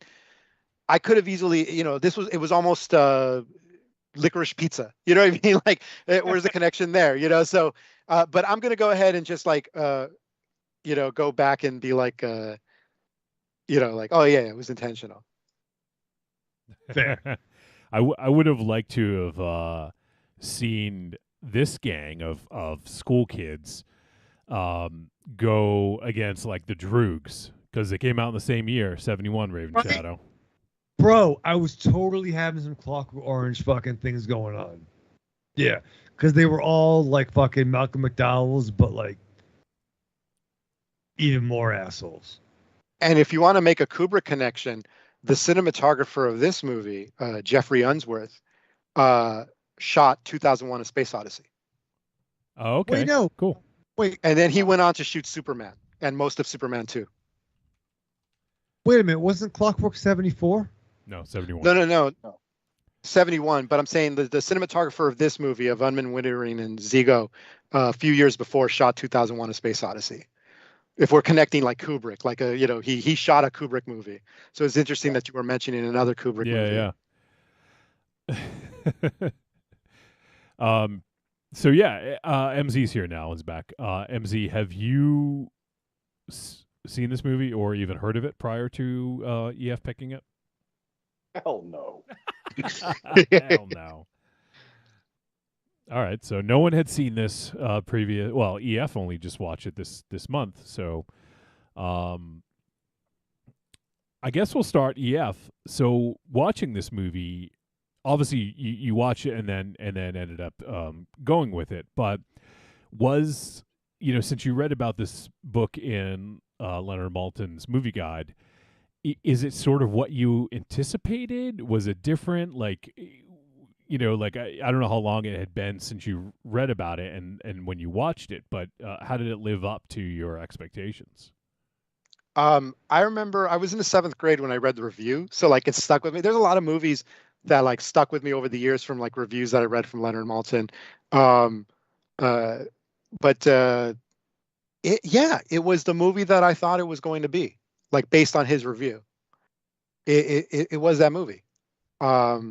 So, which surprised me because I figured like, so much time passed between when I read that review and when I saw the movie. I figured it wouldn't, but like, no, it was pretty much the movie that I thought it would be. All right. Raven Chat, was it the movie that you expected? I didn't know. I didn't like the asshole kids. I don't like boarding schools. I don't like, entitled fucks at all. So yeah, I didn't like them. All right. I didn't like the kids. The teacher was fine. I mean, open up. I liked the '70s fucking film stock storytelling. But yeah, these kids are a bunch of dicks. Did you watch the right movie? Wait. In your movie, was there? Did they all band together and they win the big boat race at the end? Yes. And they save the rec center. Is that the movie you want? Yeah. They tried to do something else in the rec center. Oh my god! I was fucking having an anxiety attack. Oh no! And that's the thing. That's the scene that I was talking about. Where I was like, "Oh, I guess it won't be this movie." Yeah. So, we'll try to cover this. We'll try to be as succinct as we can. Yeah. This one I thought was. I mean, it starts off really interesting because we have like the previous teacher, basically dying, falling off a cliff, and what sounds like, I don't know, like monkey sounds or something like that. Like I thought the beginning was very odd. I didn't know what was going on at first until we get a little bit of context and we find out that that the kids supposedly killed the teacher, and at the beginning anyway, supposedly, and they have no they don't hide the fact that they did this when they get the new teacher that comes in, who is played by David Hemmings, John Ebony. And, he is kind of like, at first thinks that they're maybe fucking with him. And then he gets a little bit more serious about it. And, they're just kind of like fucking the biggest shitbags, right? Like, and he, and they're like, oh, like, we did the, like, but which one of us? And they try to like, we all have alibis, like, so-and-so was with these two people doing this. And so it's actually like a really interesting scenario that this teacher is put into. He's in this situation where he's at a new school. He's trying to make a good impression. It's his first teaching job, if I'm not mistaken. And I'm sure he wants to make a good impression for the headmaster and all this stuff. And then he has these fucking nightmare kids who are basically telling him that they're going to kill him. Like, what do you do? Like it's like this, almost like this impossible situation. It seems like. Yeah, right. Yeah. I love how they mess with them too, because not only do they allude to the fact that they killed their former teacher, but they're also threatening this one. He doesn't know what to make of it, and in between of all this, the kids are also doing what all kids do in class, and that's just goof around while the teacher is trying to teach, and that just gets them even more upset. But then they try to explain themselves, and when they do, they always do it with the most kindest and most sincere, with their verbiage, and which I'm sure is something that's taught in boarding schools over across the pond, but it's done in such a way that you want to believe their sincerity, regardless of whether they're guilty or not. You want to believe their sincerity, but you can also sense as they're saying it that there's like a wink, wink, nudge, nudge to their classmates, as if to say, we're really fucking with this guy, but we're not going to let him on it. So we're just going to be proper gentlemen and use a vocabulary that is that gives us the appearance that that we're truly innocent, but we're going to keep fucking with them, saying that we killed our former teacher. And that's what I liked. I just loved how they messed with this guy. And it was just crazy. And then when he's like trying to tell the headmaster what's going on and other teachers what's going on, other professors, they just blow it off, which is even creepier to me. Yeah. That's when the intensity really started ratcheting up, because you're telling people of authority, you're telling your equals about what's going on with these kids that he's teaching, and they're just blowing it off like it's nothing. Which I don't know if that lends itself to any kind of believability. Maybe from the headmaster, because he's got a reputation to protect. He's got a school's reputation to protect. The school's been around for the past 300 plus years. So he's got the school to think about, and he's got his own reputation to think about. I'm talking about the headmaster now. But the other teachers that he tries to talk to about this, and they just blow it off. I don't know if I find any believability in that, but it makes for a good movie. Yeah, I mean that's the sort of like the driving factor is that these kids know that no one's probably going to believe them. So that's what makes it such an interesting sort of dilemma, of like having this knowledge, of the teacher having this knowledge and not knowing necessarily what to do with it. So yeah, I thought that was kind of cool.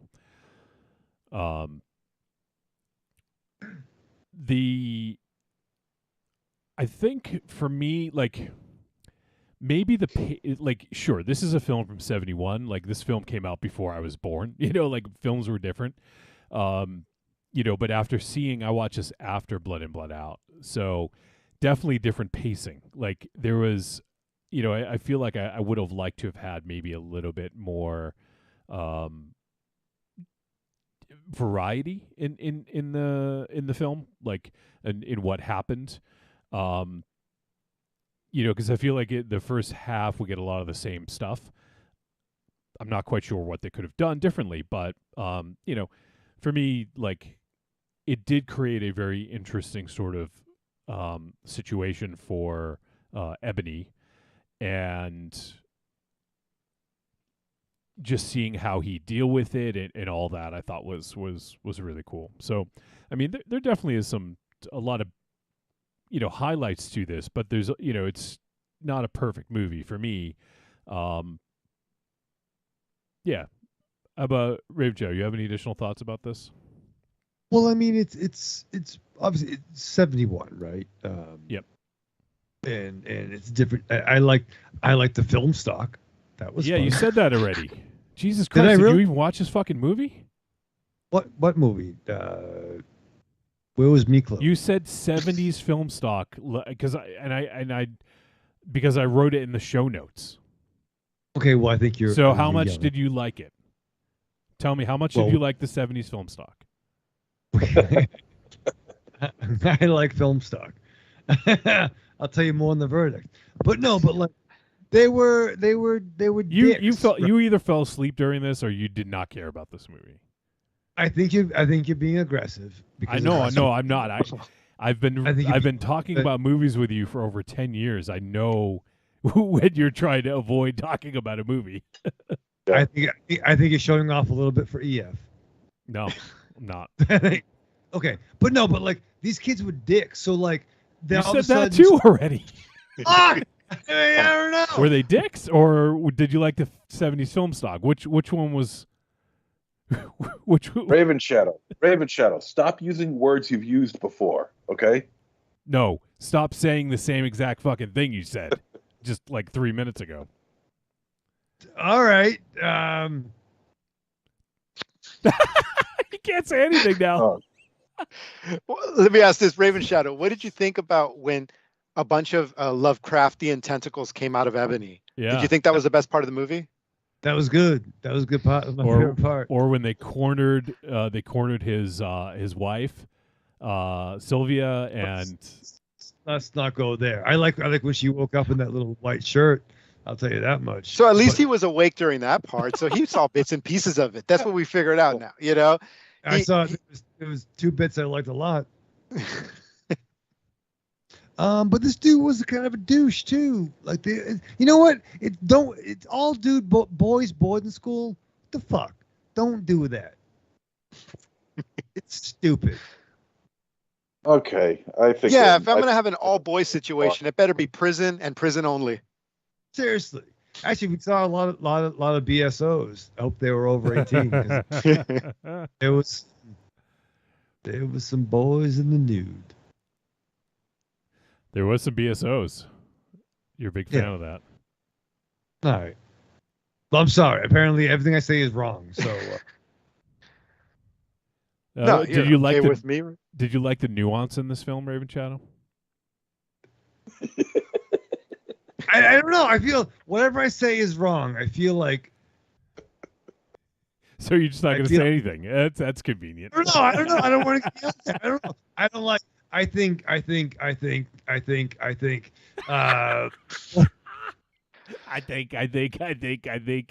this movie is very, very, very, very, very, very long. These kids are dicks. They're dicks. I like the 70s stock, the film stock. You know, like the grain and the film that they used. You know, in defense of Raven Shadow, it's I think, and based on something that Johnny said earlier, it is such a simple story that the running it's a simple story that takes its 100-minute running time to tell. What I'm saying is, like, it is very conceivable that Raven Shadow, like, he saw the whole movie. It's just that there isn't that much to talk about when you get down to it compared to something as dense as Blood In, Blood Out. This is called plausible deniability. This is what I'm giving Raven Shadow because I like him so much. Because he's my vato loco. He's forever. This is me refusing to leave him behind for the cops to take him away after we crashed the car because we didn't notice the old lady and the little child who were in our way when we were trying to get away. But no. I'll take it over from here. Raven Shadow, it's not that anything you say is wrong. It's just that you don't have much to say, which is understandable because this movie is very simple. Like I said, it does take all its running time to play out that, like, 2-sentence description of the plot, and so I'll just jump in and say that what I liked was you have a character like John Ebony, the David Hemmings character. And yeah, he's his first time teaching. He used to be in advertising, but he wants to teach. And when he's introduced, he's clearly an idealist, and he's really looking forward to doing, like, he wants to teach. That's what he wants to do. But everyone he meets that, like, is a teacher or the headmaster, they're far more tired and jaded and cynical. Well, except for this headmaster, he seems to really believe the bullshit. Yeah. But, like, he makes friends with this art teacher named Farthingale, and that guy is very just, like, jaded with the job. And so when he faces off against this class, these upper class twits, with these are some Benedict Cumberbatch name having motherfuckers, the Ankerton, Borby, Bungabine, which reminded me of Gungabong, Cloistermouth, Cuthbun, yeah, Lipstrom, Turkey. It's like super, like, again, very Cumberbatch name having ones. My favorite one is Cloistermouth. And so he comes in and his thing is he wants to teach them. And they're like, listen, man, let us do our thing or we'll have you killed, And going to what MZ said, what's so unnerving about it is how civil they are with the threat. They tell him in such a calm and polite way to basically toe the line or they'll kill him, and it's like, and even their arrangement is kind of reasonable if you're willing to meet them halfway. I remember, I think it was Cloistermouth. He calls it a modus vivendi, a mode of living, another an arrangement or compromise to bypass difficulties between parties, right? And he says, look, man, we know each other, and like a third of us are smart and want to get our degrees and move on to like great jobs or whatever. And like a third of us just want to get by, and a third of us are idiots. So here's the deal. The smart ones, we only need half of the class time to learn the lesson. And then so we're learning from you. And then we're going to just do everybody else's tests and make sure that they get proper grades. So it won't be obvious, like the C students will get C grades, that kind of thing. And with the rest of the time, you let us, spend our time just fucking around and picking horses to bet on, which you will take the money to the bookie because you're an adult, I mean, is it so unreasonable to ask for that, sir? And it's like, and if you think it's unreasonable, then it's fucking cliff diving time for you. You know what I mean? But they don't say it that harsh, But anyway, the way how should I put it? Like, if I were a teacher, I would have taken that deal. But then I'm not the idealist that Ebony is, But I think going back to what MZ's saying, that's what's kind of unnerving about it is just how polite they are about it. Like nobody's going up and saying, you like you know what I mean? It's more like the most polite mafia guys, like tell you like it would be a shame if something were to happen to your business. Like it's even nicer than that. And apologies to Raven Shadow. We already know the mafia doesn't exist. That was just a false myth created by racist white people, who hate on the hardworking Italian American citizens. But yeah, that's I was just trying to like again distance away from like Raven Shadow's the shaming, the uncalled for shaming of Raven Shadow. My vato loco. Thank you, buddy. Vato locos forever. And that's the thing. Like the mafia was invented. It's a make believe. It's like go things that scare children, like Boogeyman on Michael Jackson, things that are made up. Exactly. But no. But they'd be like, yeah, oh sir, yeah, no sir. And they would all speak in this weird like Tomax and Zamo cadence where they would like almost even like finish each other's sentences. Be like, no sir, oh sir, you could fall on the rock, sir. But no, we want you to. It's your 2 pence, sir. You could have that. We'll come over your house, sir, and do bad things to your wife, sir. Like, and this is what I also found the second time around.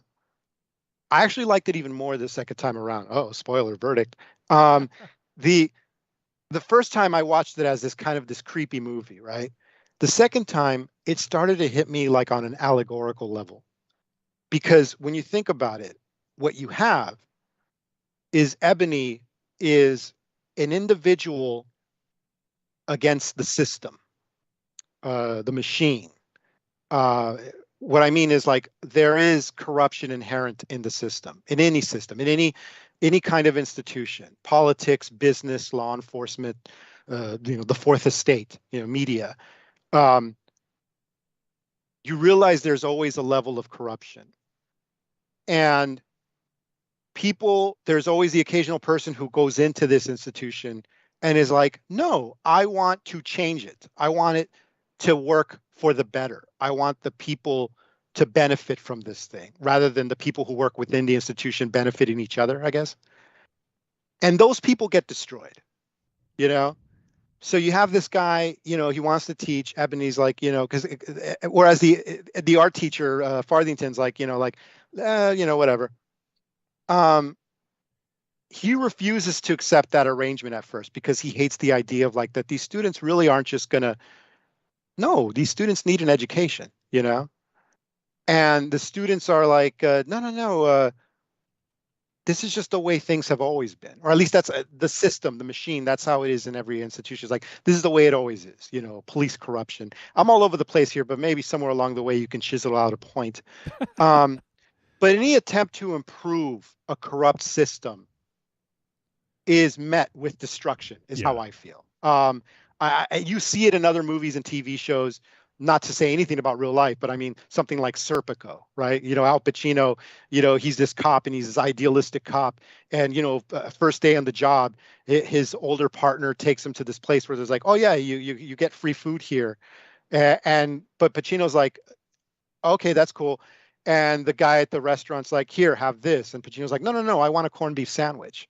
And the cook and the older cop are like, what the fuck? Like, why did you say that? Like, what? Like, just take the free food. Why are you trying to be different? Why are you trying, anything that goes against the norm is a threat, And I was thinking about that while watching it the second time around, where I feel like whether or not the headmaster is aware of what's really going on or not, I mean, it's conceivable that he knows what's going on, but he's just like, you know what? Like, but at least they give me the illusion that they're good students, because as far as anyone else is concerned, they are good students. A third of them do very well and a third of them do okay. They like that scene when the headmaster passes by and they're all acting, correct. Yeah, I'm drunk right now, so it's just. But I think somewhere along the way, you might figure out what I'm saying, or I'll write it out in the Discord. Let me ask. I gotta ask Raven Shadow. Raven Shadow, of the three, who is your favorite? Unman, Wittering, or Zigo? I don't have a lot of favorites with these fucking kids. No, you got to pick one. You're on the hot seat. You got to pick one. Who is your favorite? The dude with the black hair. I mean, I guess he was kind of the most. No, you got to pick a name. Which was your favorite? Unman. Not Zigo? I don't. Who was the dude that fell down? Wittering. Wittering sucks. So you're saying Zygo's your favorite? Zigo. Okay. Yeah. No, not favorite. He was the least dickish. Zigo, yeah. Yeah. He's still well, you know what? He was still a dick, you said? Yeah, they're all dicks. Well, how do you know if Zigo was a dick? Well, we saw a bunch of them. Not Zigo. Not Zigo. He was fucking absent the whole time. You didn't watch his movie. He was. Oh, he was. He wasn't there. Yeah. As a matter of fact, if you watch the end credits, yeah, they show Zigo and it says absent. Yeah. They never had an actor. Right. Yeah, when they were carrying him out, they were Whittemore and Zigo. Whittemore and Zygote. Zeddemore. Oh, it should be called Cloistermouth, Farthingale, and Bumblesnatch. I don't even know what we're saying. I don't even know what those are. All right. Well, I think. Oh, go ahead, MZ. I was just gonna say now, when it came to the climax of this film, the closing moments of this film, say the last 5 minutes or whatever. 10 minutes, 5 minutes. I really started to question what was going on here, because it was like, I understand what Ebony was trying to do, but you can only push a guy so far. Right. Yeah. And for him to just go along with the situation that was taking place at that point, I had a really hard time believing it. Yeah, I was fucking pissed at that point. Like, fuck you. And same thing with his wife too. Like, really, bro? This is what you're doing? Yeah. Because I mean, they all showed up at his door. They all start storming into his house. It looks like he's finally going to say, fuck you, kids, get the fuck out of my house, or you're going to get a bullet between the eyes by me, But it looks like he's going to get to that point, but he never does, and that's so disappointing. It's like you spend all this time hoping for some resolution for this guy to get to, Well, I feel like to get the competence and for him to get his revenge. Well, I feel like in any form, but it just doesn't happen. I feel let me fucking talk. Jesus Christ. I think what EF was saying is I think he was trying to in that sense kind of just go with the system. Like I don't know, like I felt like instead of like even like like his wife. That was his wife, right? And his girlfriend. Yes. Yeah. Wife. Basically was like, yeah, like if you go with them, like I'm out of here, basically. So I think he wanted to gotta get, I don't know if get through to them is the right way to put it, but to try to make a difference like that. He was so dedicated to, getting through in some way, that like, I just feel like that's sort of what led him to do the thing at the, what happened at the end. But, I don't know. Like, I think it all is all about the system in place. And I think that's a really kind of astute comment by EF talking about, like sometimes you can't beat the system. You have to kind of join it, or work within its confines. I don't think he wanted to help them. I think he wanted to solve the mystery. I think he wanted the answers of what happened to the previous teacher. And some reason that overtook the shit his fucking wife fucking dealt with, which is, get the fuck out. Right. You're already fucking not getting, you're not coming back next year, bro. Yeah. You only a few months, like, cut your losses and get the fuck out. Yeah.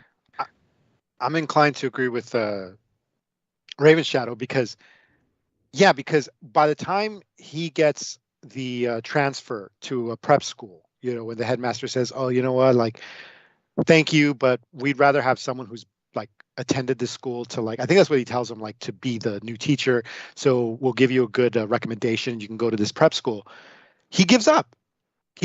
Like, he shows up drunk and he's like reading the newspaper, and he decides to take the other approach when you realize that you can't beat the system, which is put your head in the sand, because the kids start beating up on Wittering, and the camera then zooms over to Ebony, and he has the newspaper. He's reading the newspaper, like he's purposely trying to ignore it. The way I suppose a lot of us who throw our hands up and go, fuck it, I'll just pretend it's not happening and look the other way, That's what's happening there. And so when all those kids show up, like, oh, we're looking for Wittering.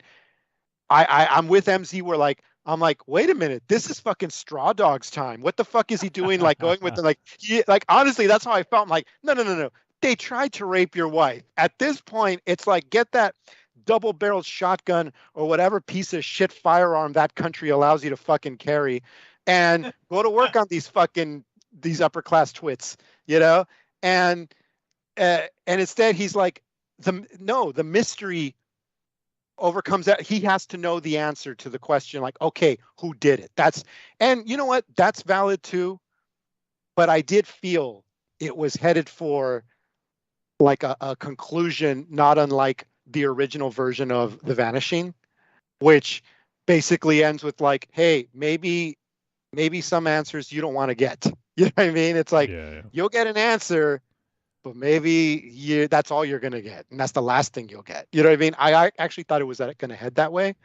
And when it didn't, and it actually just ended with him getting an answer, I felt it was a satisfactory ending. But I did kind of feel it was again, maybe I'm just, because I'm watching it with 2023 eyes, I thought it would have been like hard. Wow, you have really good eyesight then. 2023 vision. So you say, right? Thanks to these glasses. 23. If I saw things with 2023 vision, like 10. No, actually, no, I'm not going to go there. It's my comments have been depressing enough. I don't want this to be the second podcast this week that edits out a comment that I make. We don't edit. Yeah, Johnny, no edit. Yeah, well, there was like once or twice, I think. So far, you mean? Well, in the 10 plus years, I think I bleeped something out, and I might have edited out something else. I've never heard I forget what you called it, but you had there was a previous incarnation of Trick or Treat Radio, which like you won't release the episodes because you'd all be canceled like 20 times over. I feel, I'm a man out of time, and that time would have been that time. It's mostly MZ that would be canceled. We're saving. Oh, it. okay. Well, let me put it this way. I suspect MZ and I could have a very relaxing, a very comfortable dinner together. We'd have a very comfortable round of drinks together. You know, it's just put it that way. After the requisite look to the right, look to the left before making your comments, motion and gestures. Oh man! All right, well let's do the verdict on this one because I think we've said all that we can say. So let's find out what everyone thought. Trick or treat, baby. I wonder if people would say you're a trick or a treat. Trick or treat, motherfucker. All right, verdict time. We're going to let you know whether Unman, Wittering, and Zigo is a trick or a treat, and any final thoughts. Let's see. Let's start with EF once again. Yeah. So, like I said earlier, I took 3 times longer than I should have when you asked me a simple question. Was it the movie that you thought it would be after, from the Leonard Maltin review? And yes, it was. It was. It's a nice little creepy movie with a relaxed, slow burn approach that might not be for everybody, but I think those that tune into it will slowly but surely find the material getting under their skin. Like I said, a couple minutes ago, it could have hit a little harder by the end, but maybe that's just me being a jaded fuck. And fact of the matter is, it's, like I said, solid little creepy movie. So it is a treat for me. All right. A treat for EF. How about you, MZ? Yeah, this is a creepy little thriller here. If you want, I think it's a thriller. If you want to call it a thriller, yeah, go with that. I enjoy a lot the rapid fire dialogue between the students towards the teacher, Ebony. It's just something very satisfactory about that. The way their dialogue just flowed into each other without any repetition at all or any stammering. It's almost like they knew what they were doing. It's almost like they done this before. And I'm talking about before this, the teacher that Ebony took over. So they're skilled in what they do, which makes them even more dangerous, because if that's the case and they haven't been caught, then who knows how long this could have lasted beforehand anyway, before. David Hemmings, man, this guy seems to get into situations where he's trying to figure out the killer and he's just having a bitch of a time trying to do so. It's well acted. It does have a certain stuffiness to it, but then again, early British cinema kind of did. It always had that stuffiness to it, that upper crust echelon, that nose in the air mentality. But this is a good movie. I wish the ending was a little better. I think after all of that, I think there should have been a satisfactory ending. To me, it wasn't all that satisfactory. But you know what? Sometimes the journey is a hell of a lot better than the destination, and that's definitely true in this case. It's a nail biter, this one, and I'm going to say this is a treat. All right, treat for MZ. How about Raven Shadow? Yeah, once again, without pissing Wolfie off, they definitely shared a hive mind that was kind of unsettling, and just don't be a teacher, man. Don't do it. Fuck kids. No. Whoa. Don't do that. Don't do that. But Eesh. Don't be around them. Yeah, that's not what I was trying to say. So we might have to edit this episode. Who wants to be around kids? Because I don't. You know what I mean? So I'm trying to say. It's yeah, you know what I'm trying to say. I know what you're trying to say. You're trying to say what Michael Jordan's been saying all this time. Fuck them kids. Yeah. If you add a dem in there, it's fine. Yeah, dem. All dem. All dem. All dem. Can we edit this, please?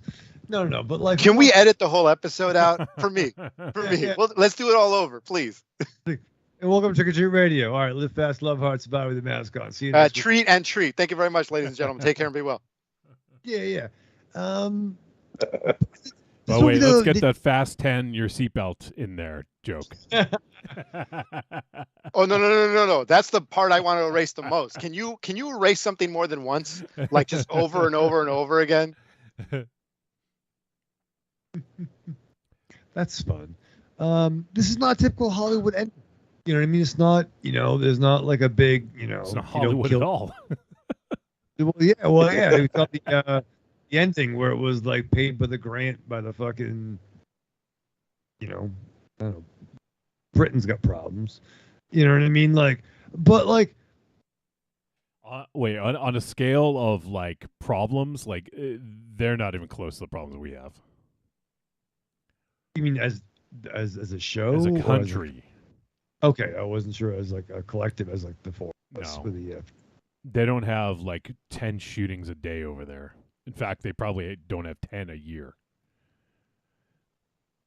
True, but I think that you're mad. Like you hate these kids. You hate these fucking kids and their dicks. And then when it comes you hate them and their dicks.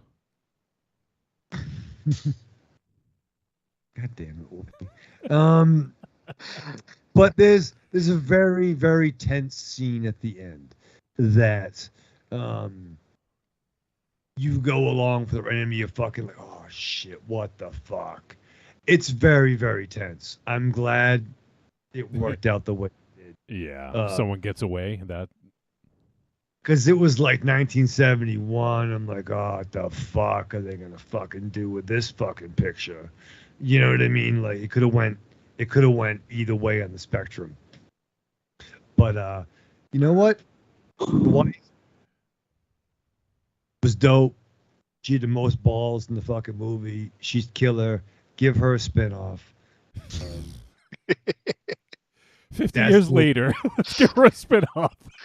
Yeah, I want to see what she was doing. What I like the fuck shirt she was wearing. Her husband, he was a dick too. He should stay on the island. Type of treat. I mean, I can't watch. I'm not going to watch this again. What? It's so meandering. Jesus Christ. All right. What are you gonna do? Fucking weird dog problems. Kids suck. Dicks, kids suck. England, the colonies. We left for a reason. Who won the war? Yeah, let's go back. Will you let us back, please? Puritans. All right. I'll be quick. I thought this was. I'll give it a treat. You kind of have to put yourself in a different mind frame. Like when you watch a film from 71, it's not going to be the same. And this is as mentioned, a very British film.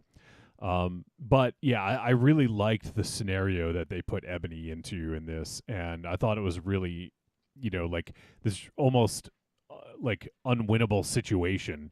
So I there was definitely a lot to like about this. It's not one I would recommend to everybody. This is not going to work for some people, but but I think overall it's a good movie. It's interesting. It's not quite like anything I've seen before, I guess I'd say. So treat, and there you go. That is our discussion of Unman, Wittering, and Zigo from 1971. If you guys want to check it out, it's available to rent or purchase, I think, but you can get it on pretty much anywhere VOD. Even YouTube, you can rent it on YouTube as well. So give it a look if you're curious. All right, well, that's going to wrap up our film discussions. So let me quickly talk about what we're going to do next week, and then we'll do some voice messages and wrap things up.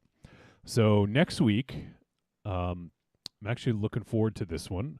We're going to be talking about the latest film from a director who hasn't made a movie in a long time. Let me see. I'm going to pull up see how long it's been. I think it's been a good 6 or 7 years, maybe. For a feature, anyways. Yeah, so his last feature film was 2011, so it's been 12 years. Since then, he's done a couple shorts, and he has mostly been doing a documentary series called The Dark Side of the Ring, and also Tales from the Territories. So he's a wrestling fan, and he's been doing some wrestling documentaries. But his latest film, Kids vs. Aliens, from director Jason Eisner, who did Hobo with a Shotgun, which I think was fucking awesome. I haven't seen it since then, but I remember really digging it back then. Did you like that one, MZ? I forget. Which one? Hobo with a Shotgun. Not really, no. Oh, okay. You didn't like the Grindhouse throwback kind of dealio? This particular movie, I didn't particularly. All right. Well, there you go. Much. I remember not liking it too much. He also directed what I thought was one of the better segments for the VHS series, which was Slumber Party Alien Abduction, which was, I think, the last one of VHS 2. That one was really good. It had the dog with the camera on its head. I don't know if you guys remember that. It's really good. And then he also did, from ABC's Death, Y is for Young Buck, which I think was one of the better shorts on that ABC's Death. But yeah, so I'm looking forward to this. Kids vs. Aliens, and it's available everywhere on VOD. It came out, I think, a week and a half ago. So there you go. We're going to be talking about that next week, so check it out. And if you want to send in a voice message or email, you can send it to podcast@trickortreatradio.com. And let us know what you think. All right, so now let's get to some voice messages. We got a video to play, so let's do the video first. I'm going to cut to the video. We're going to hear from Casual Noob Saibot, and hear his thoughts on Blood In, Blood Out. So let's hear. Blood In, Blood Out. Very interesting. Basically how do I put this? A story about gangs in the early 70s. Well, 70s and 80s in, I guess, California. And it centered on a bunch of family members who were Spanish, and it followed the trajectory of their lives. They were in a gang together, and they were also, cousins and family members. And you see during the movie, basically the three different basically main characters are all, they're tight as anything. They're in a gang together. And as you progress and see different things that happened, you see the ones in the movie in the beginning who are, basically, if you're going to be judgmental, the gooder ones, they turn bad and more evil as the movie progresses, and the ones who were bad in the beginning become the straight and narrow kind of good ones. At first, I kept saying to myself, like, when I saw this movie in the beginning, I was like, wow, this is they really like went for like every like cliche stereotype of like Spanish culture and families and kind of like gang life, and I'm just like, this was definitely written and greenlit by an executive over in California that basically said, "Yeah, this is exactly what I think and what the public thinks is going on in these cultures." Because that is not. I mean, yeah, a lot of the stuff, yeah, it is, but the acting was just like not the acting. The acting was good, but maybe it was the writing. The writing was yeah, I guess you would call it the writing because the dialogue, it was just like it was just so like cliche, like the things they would say, and just like you'd say to yourself, that doesn't seem like genuine or authentic. And that kind of at first made me not want to watch the movie. I mean, the movie was like 3 hours long, so it's a long movie. But as the movie progresses, it gets really, really good with the story. But the I guess, yeah, the story was good, but the dialogue was just, it was just like, oh my goodness, like someone needs to go to human resources and really talk about what they wrote because it was definitely, yeah, interesting. But I would definitely call this um, a surprise treat because, like I said, at first I said to myself I wasn't gonna like this movie, but I stuck with it, and it was good. It was good.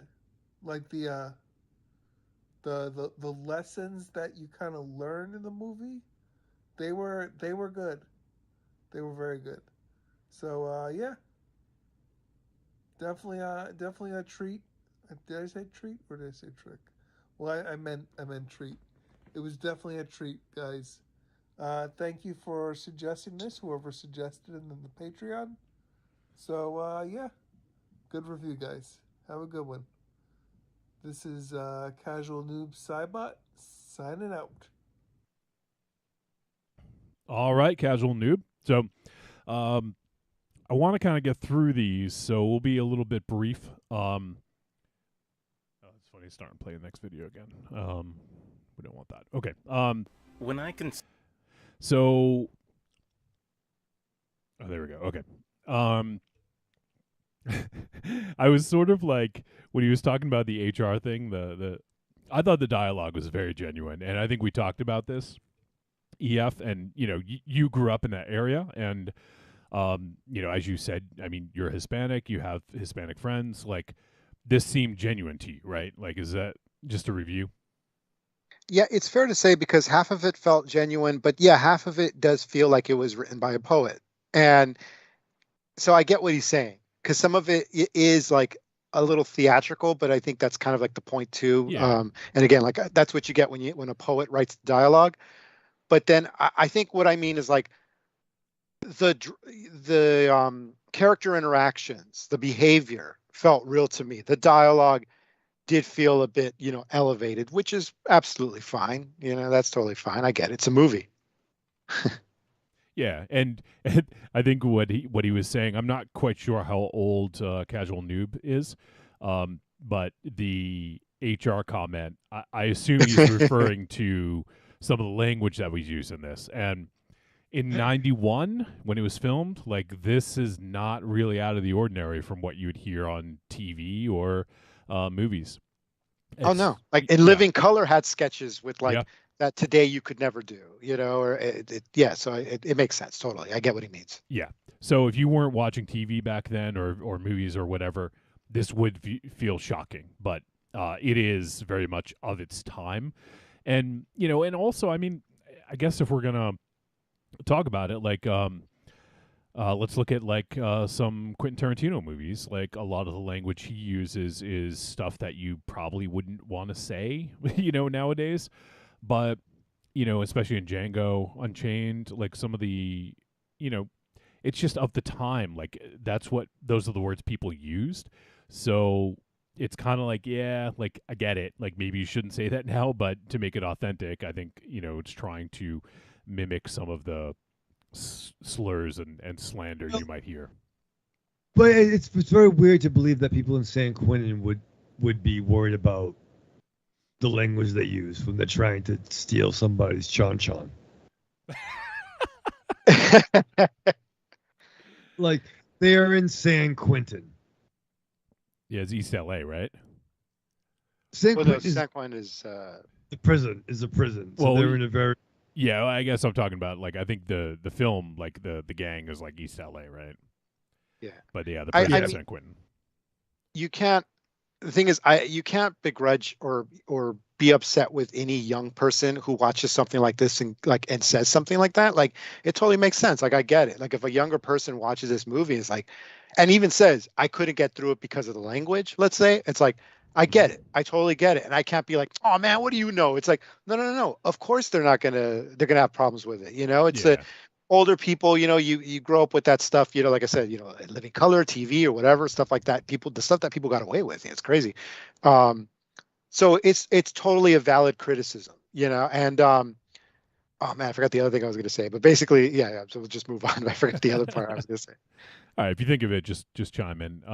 Right. Creepy Girl says, best review ever, Raven Shadow. I have tears of laughter. That was 11 minutes ago, so I assume it was you talking about children and dicks and film grain. Thank you, Creepy Girl. All right. We have 3 voice messages now. So first off, thanks Noob Sabat for sending your thoughts, and glad you hung with it and dug it. Yeah, like if like sometimes if you were to kind of duck out, you probably you would have missed a good movie. So it's good you stuck with it.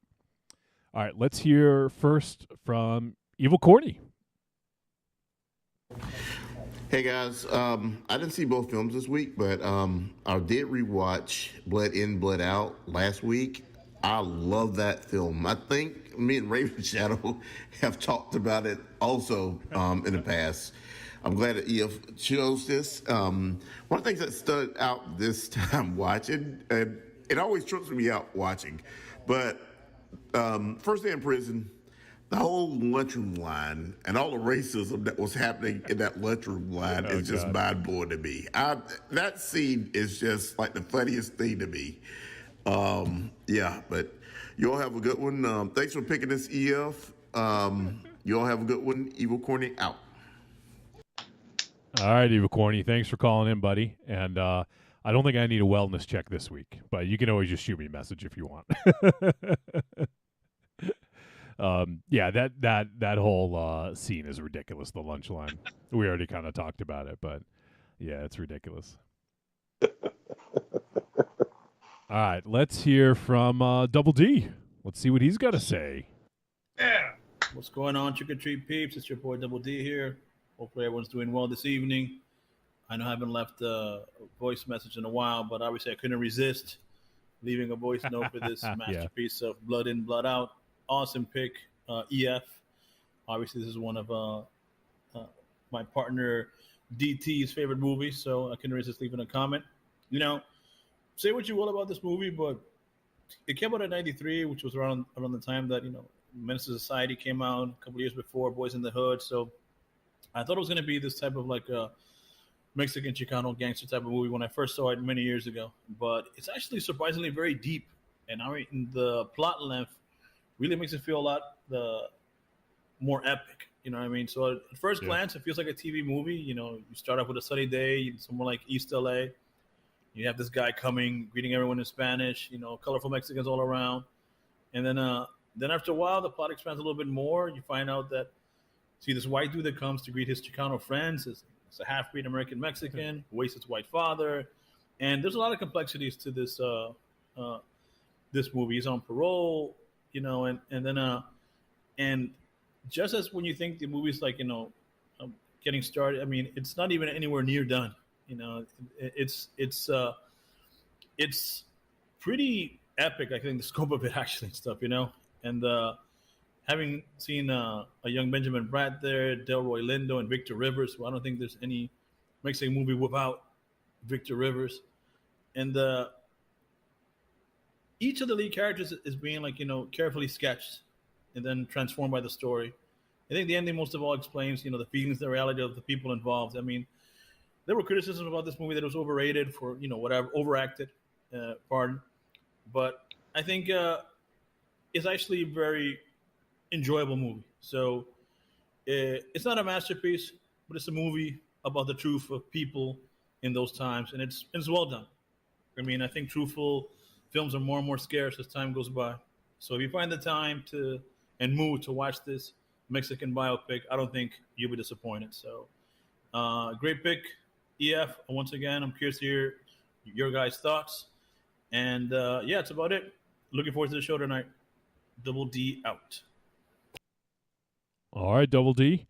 Appreciate the message, and he called in solidarity for you, Raven Shadow. That's my fucking partner right there, bro. EF seems like this movie was a big hit. So far, everyone was really excited that you chose it. So, all right, we got one more, and this is I'm super curious to get his take on this. He had actually posted on the Facebook group that he was excited that it got chosen, and yeah, he lives out in the LA area as well. I forget whereabouts. Maybe he'll talk about it, but let's hear from Joshua Libre. Yo, what up, Trick or Treat Radio? So, Blood In, Blood Out. Damn, I can't believe it's been 30 years since this movie came out.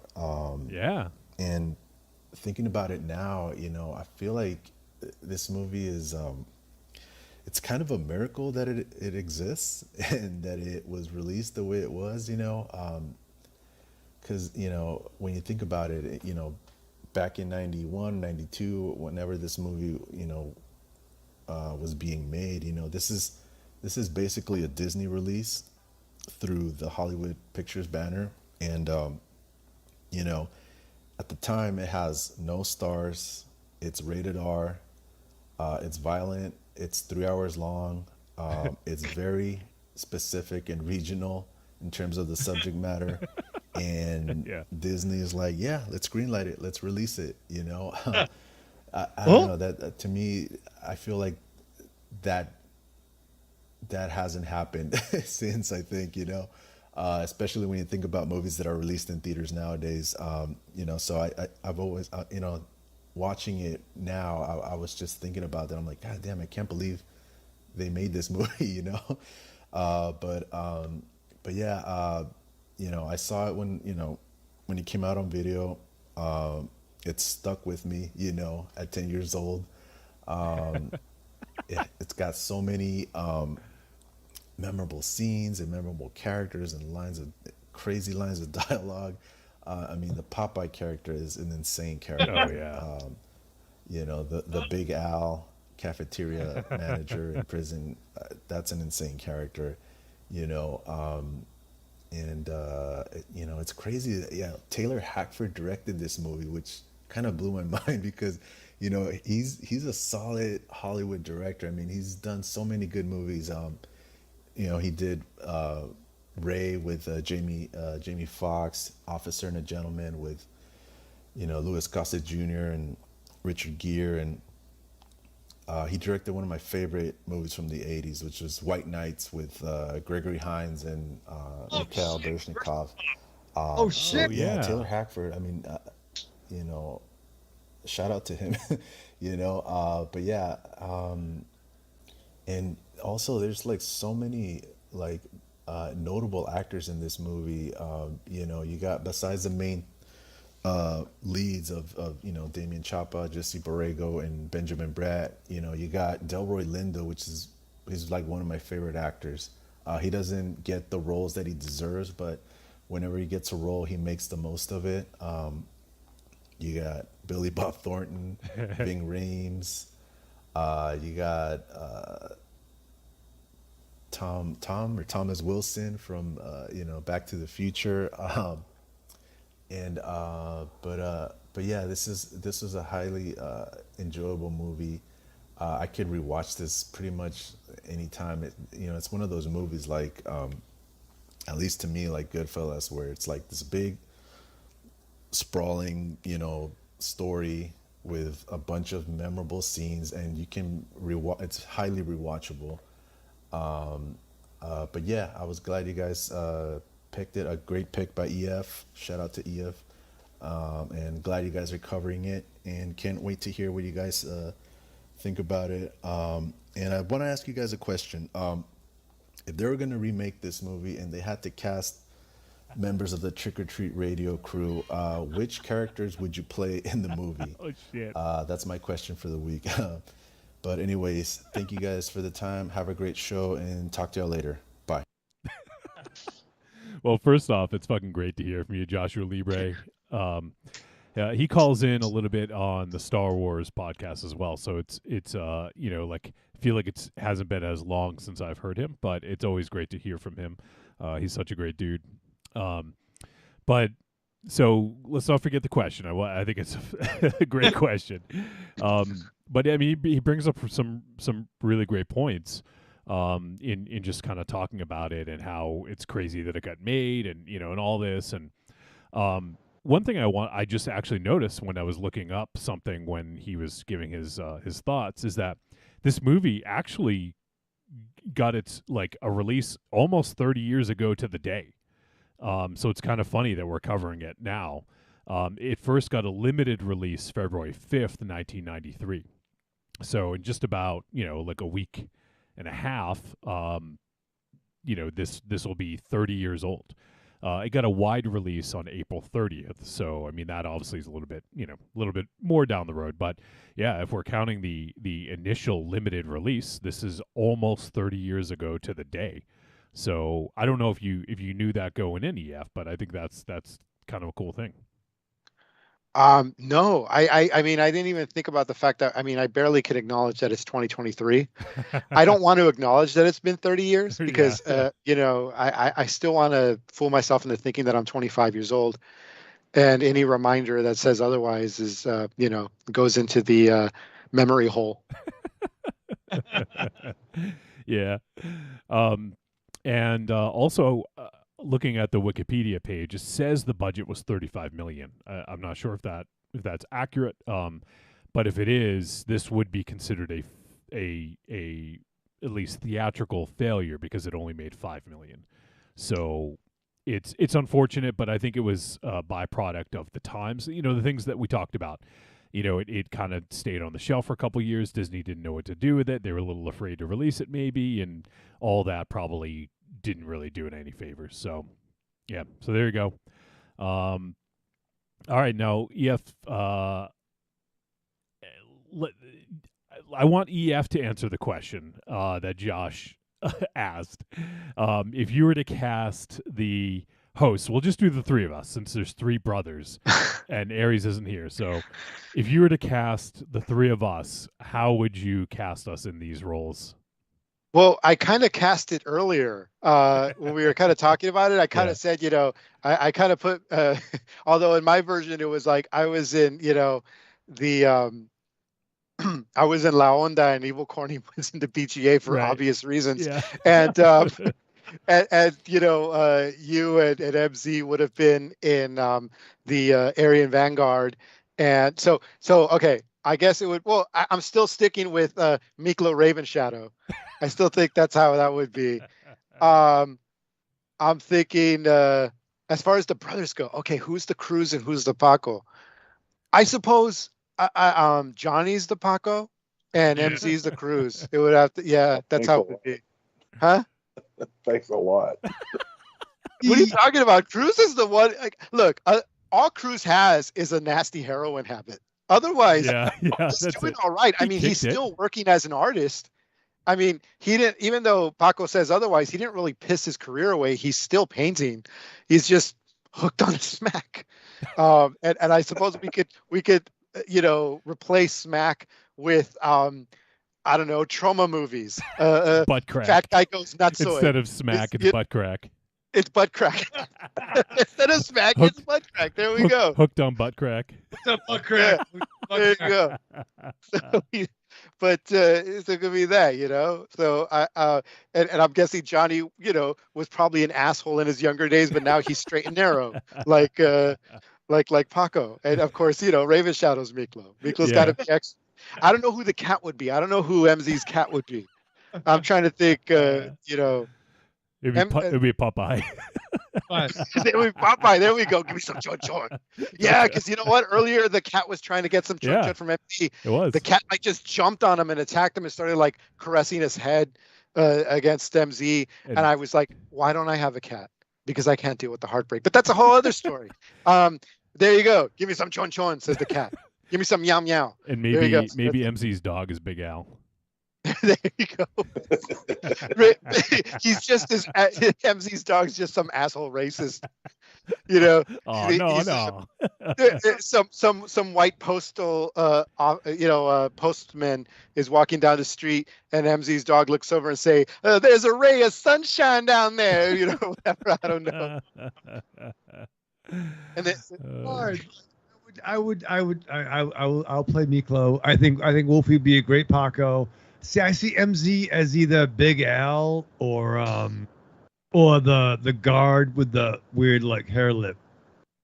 That was doing the deal with him. I think Ares would be a great Magic. Yeah, that's pretty good actually. Yeah, I think Ares would be a good.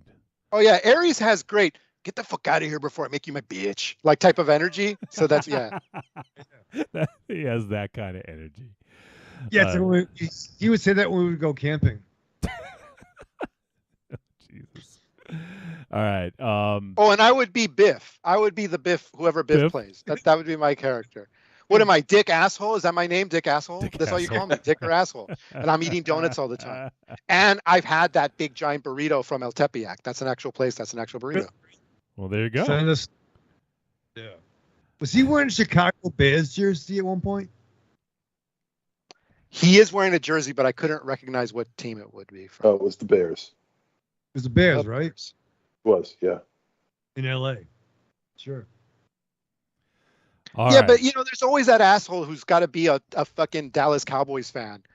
It's like, you're That's from fair. fucking, Jersey. What are you fucking, they're America's team, asshole. Yeah. All right. Well, it is midnight now, so we should end this. MZ's going to turn to a fucking pumpkin right before our eyes. Or to quote from Blood In, Blood Out, hey, Cinderella, find yourself a fella. You're on the clock, bitch, and midnight is coming. Well, midnight is here. There you go. It's a perfect way to end it. So we should totally do a fucking commentary track right now. Let's watch the movie. 3 hours and 10 minutes. You want to do a commentary track for that? You would go to the bathroom at least 13 times. I've already seen the movie. Yeah, if we're doing a commentary track, you would be absent a lot. All right, enough. We have to end. It's after midnight. All right, so so we're gonna wrap things up. But before we do that, big thanks to EF for bringing this movie to us. Like I said, I probably wouldn't have watched it. So I am grateful that EF had brought this movie to us, and it's always a blast to hang out with you, EF, and to just shoot the shit, talk film. So I appreciate all your support on Patreon and just your support in general of just being being a friend to the show and contributing and being awesome. So we appreciate that. Thank you. I appreciate you guys putting up with me for the last 4 hours. Oh, hardly. And everyone go check out EF, Exiled from Contentment. You can find his blog and his podcast. And also, since it's fresh, he was just on the Watch Skip Plus podcast reviewing the film Missing. So if you guys want to check out something else from EF, and you can go ahead and check that out. So, EF, anything else you want to get off your chest, or anything else you want to say before we say goodbye here? No, thank you again for having me on the show. Thank you very much, gentlemen. Of course, our pleasure. All right, let's go around the room and say goodbye, starting with MZ. All right. EF, thank you for showing up, buddy. It's always fun talking to you. And the rest of you people, arrivederci douchebags. All right, Raven Shadow. All right, EF, for real. Call me, bro. Let's hang out. And for this time and for next time, live fast, love hard, survive with your mask on. All right, everyone. Well, that is going to do it. That's the show. Once again, we appreciate EF and his support, and for bringing us some interesting flicks to talk about. So next week, as I mentioned, we will be talking about the film Kids vs. Aliens. It is available to rent on VOD from director Jason Eisner. So give it a look. Check it out. If you guys have thoughts, feel free to send them our way. Podcast at trickortreatradio.com. Leave us your thoughts, or about any other film you're checking out. If you've seen Blood In, Blood Out, any of the films we've done recently, feel free to mention them and let us know what you think. All right, well, that is going to do it. So appreciate you guys hanging in for an extra long episode here, but we had a lot to discuss and a lot to talk about, and we had a great time with the EF. So we shall catch you guys next week. Thanks.